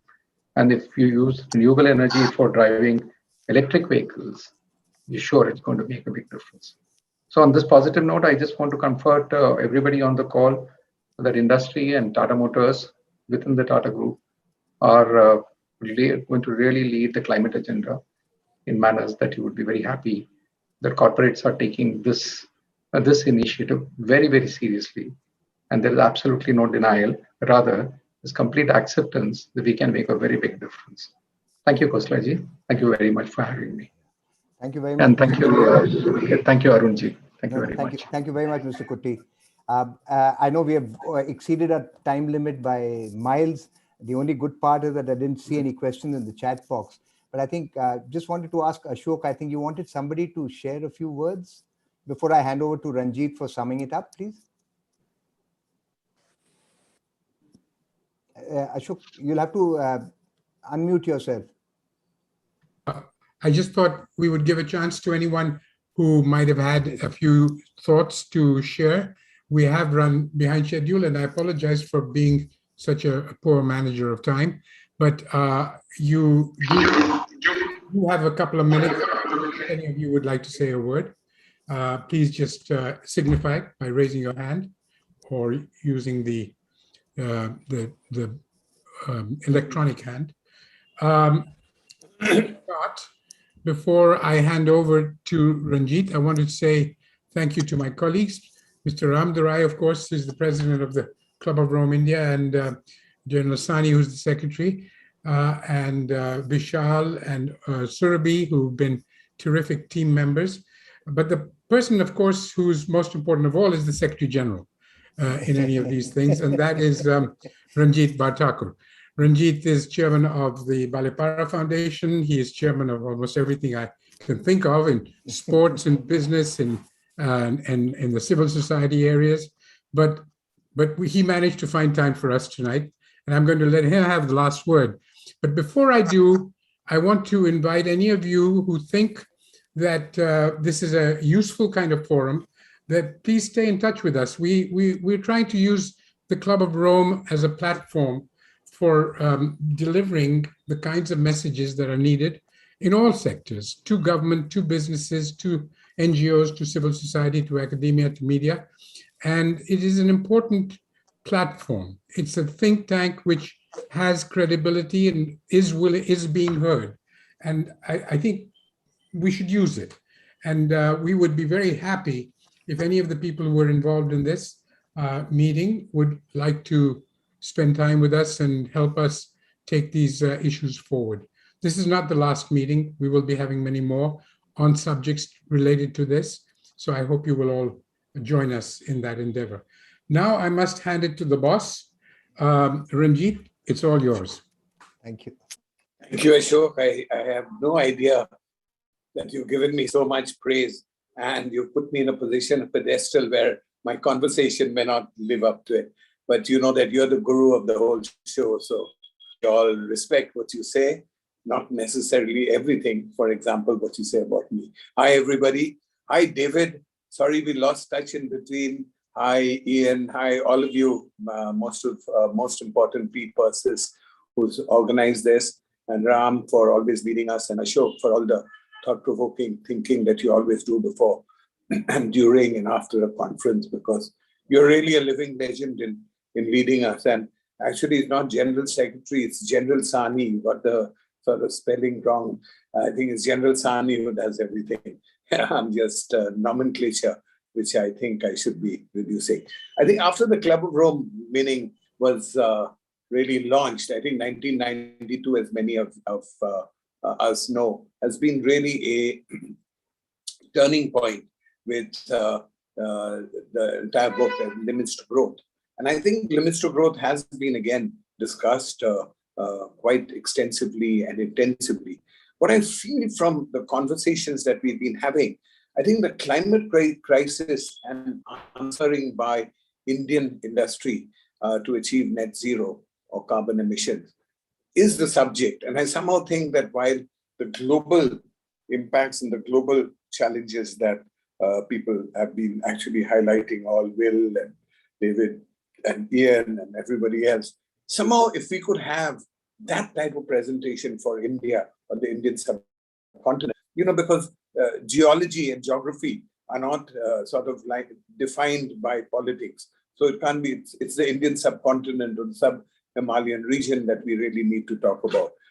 We don't have time to discuss how to perfect this whole argument on climate change, is good or bad. We know it's not exactly helping anybody. We've got enough evidence of that. We see it in India. Most of all in India, is poverty increasing or not? And is it because of failure of food and crop, for which 60% of the people's incomes are dependent on? And you'll find that actually what Rural Futures and rural income and the type of stuff that Development Alternative does is really addressing that issue. And when you are in the field, you find actually a tremendous challenge. So while we're talking city-centric, and while we are talking transportation, and while we are talking electricity, after all, these are all the modern forms of living, meaning land, energy, waste, water, air, and carbon. I'm saying that's really the whole set of sort of items that we all live in and live for. And I can understand that there would be enough reason for people to say, let's not go backwards. But I think we have to take a step backwards. And the actions, from what I'm seeing, is really adaptation and mitigation of carbon emission. I think there must be a rule, and there must be stronger sort of legislation towards what we are doing. If you really look at it, the biggest problem that I identify in understanding and delivering any situation of sort of challenges to our natural assets, as I call them, is the fact that there is no value. Is there value for really anything in the field? And the answer is no. Two is the science of this valuation is also missing, because the entire thing is on GDP, which is not green development product, but it is actually cross-development product. So we've got a big, big challenge in terms of this whole managing the cross-development product versus the green development product. In fact, last year in a whole series of functions that we run is called Economy is Ecology.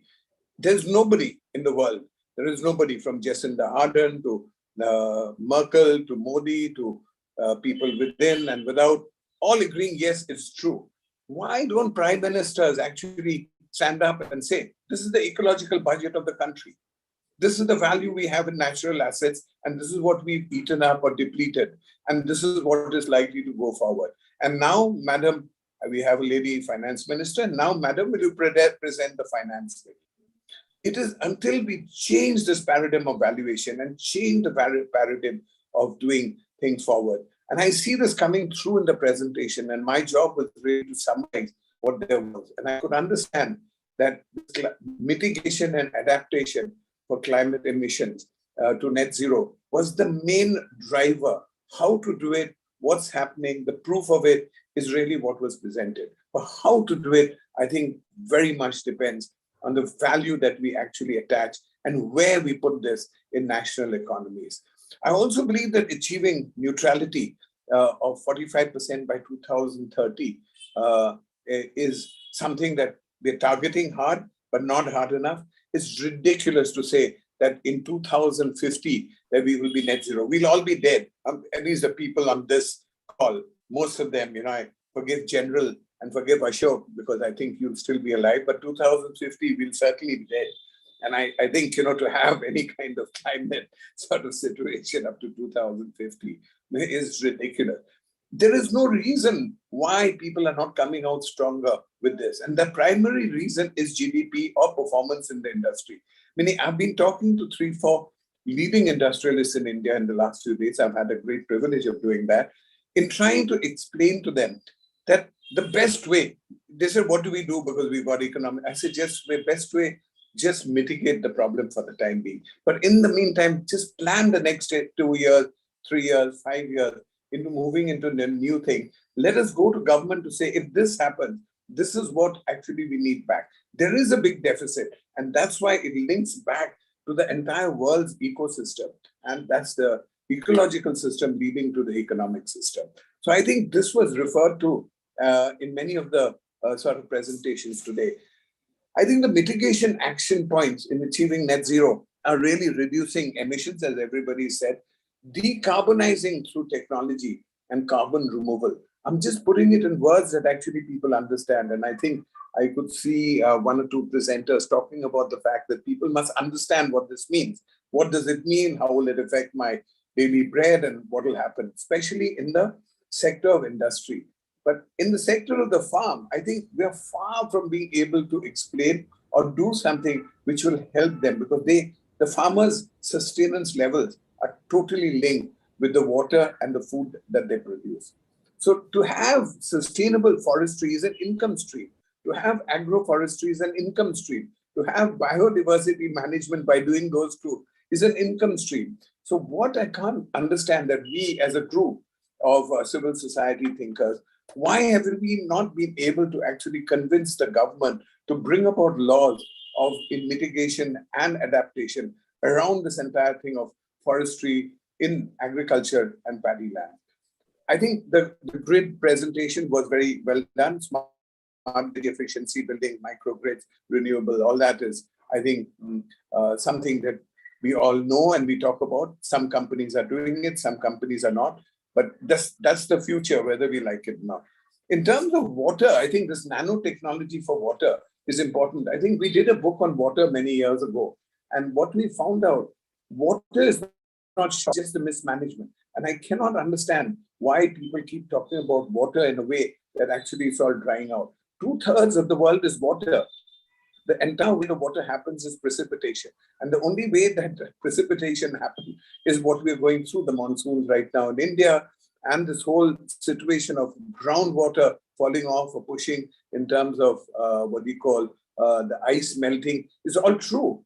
But I'm saying this whole water burnout in the oceans is something that we must understand, is that it can be addressed. And I saw in David's presentation, refrosting or re-icing of the entire sort of delivery mechanism for water is important. But the point that I'm making, I don't think it's shorter, but we're contaminating groundwater, which is actually the challenge that we are really facing.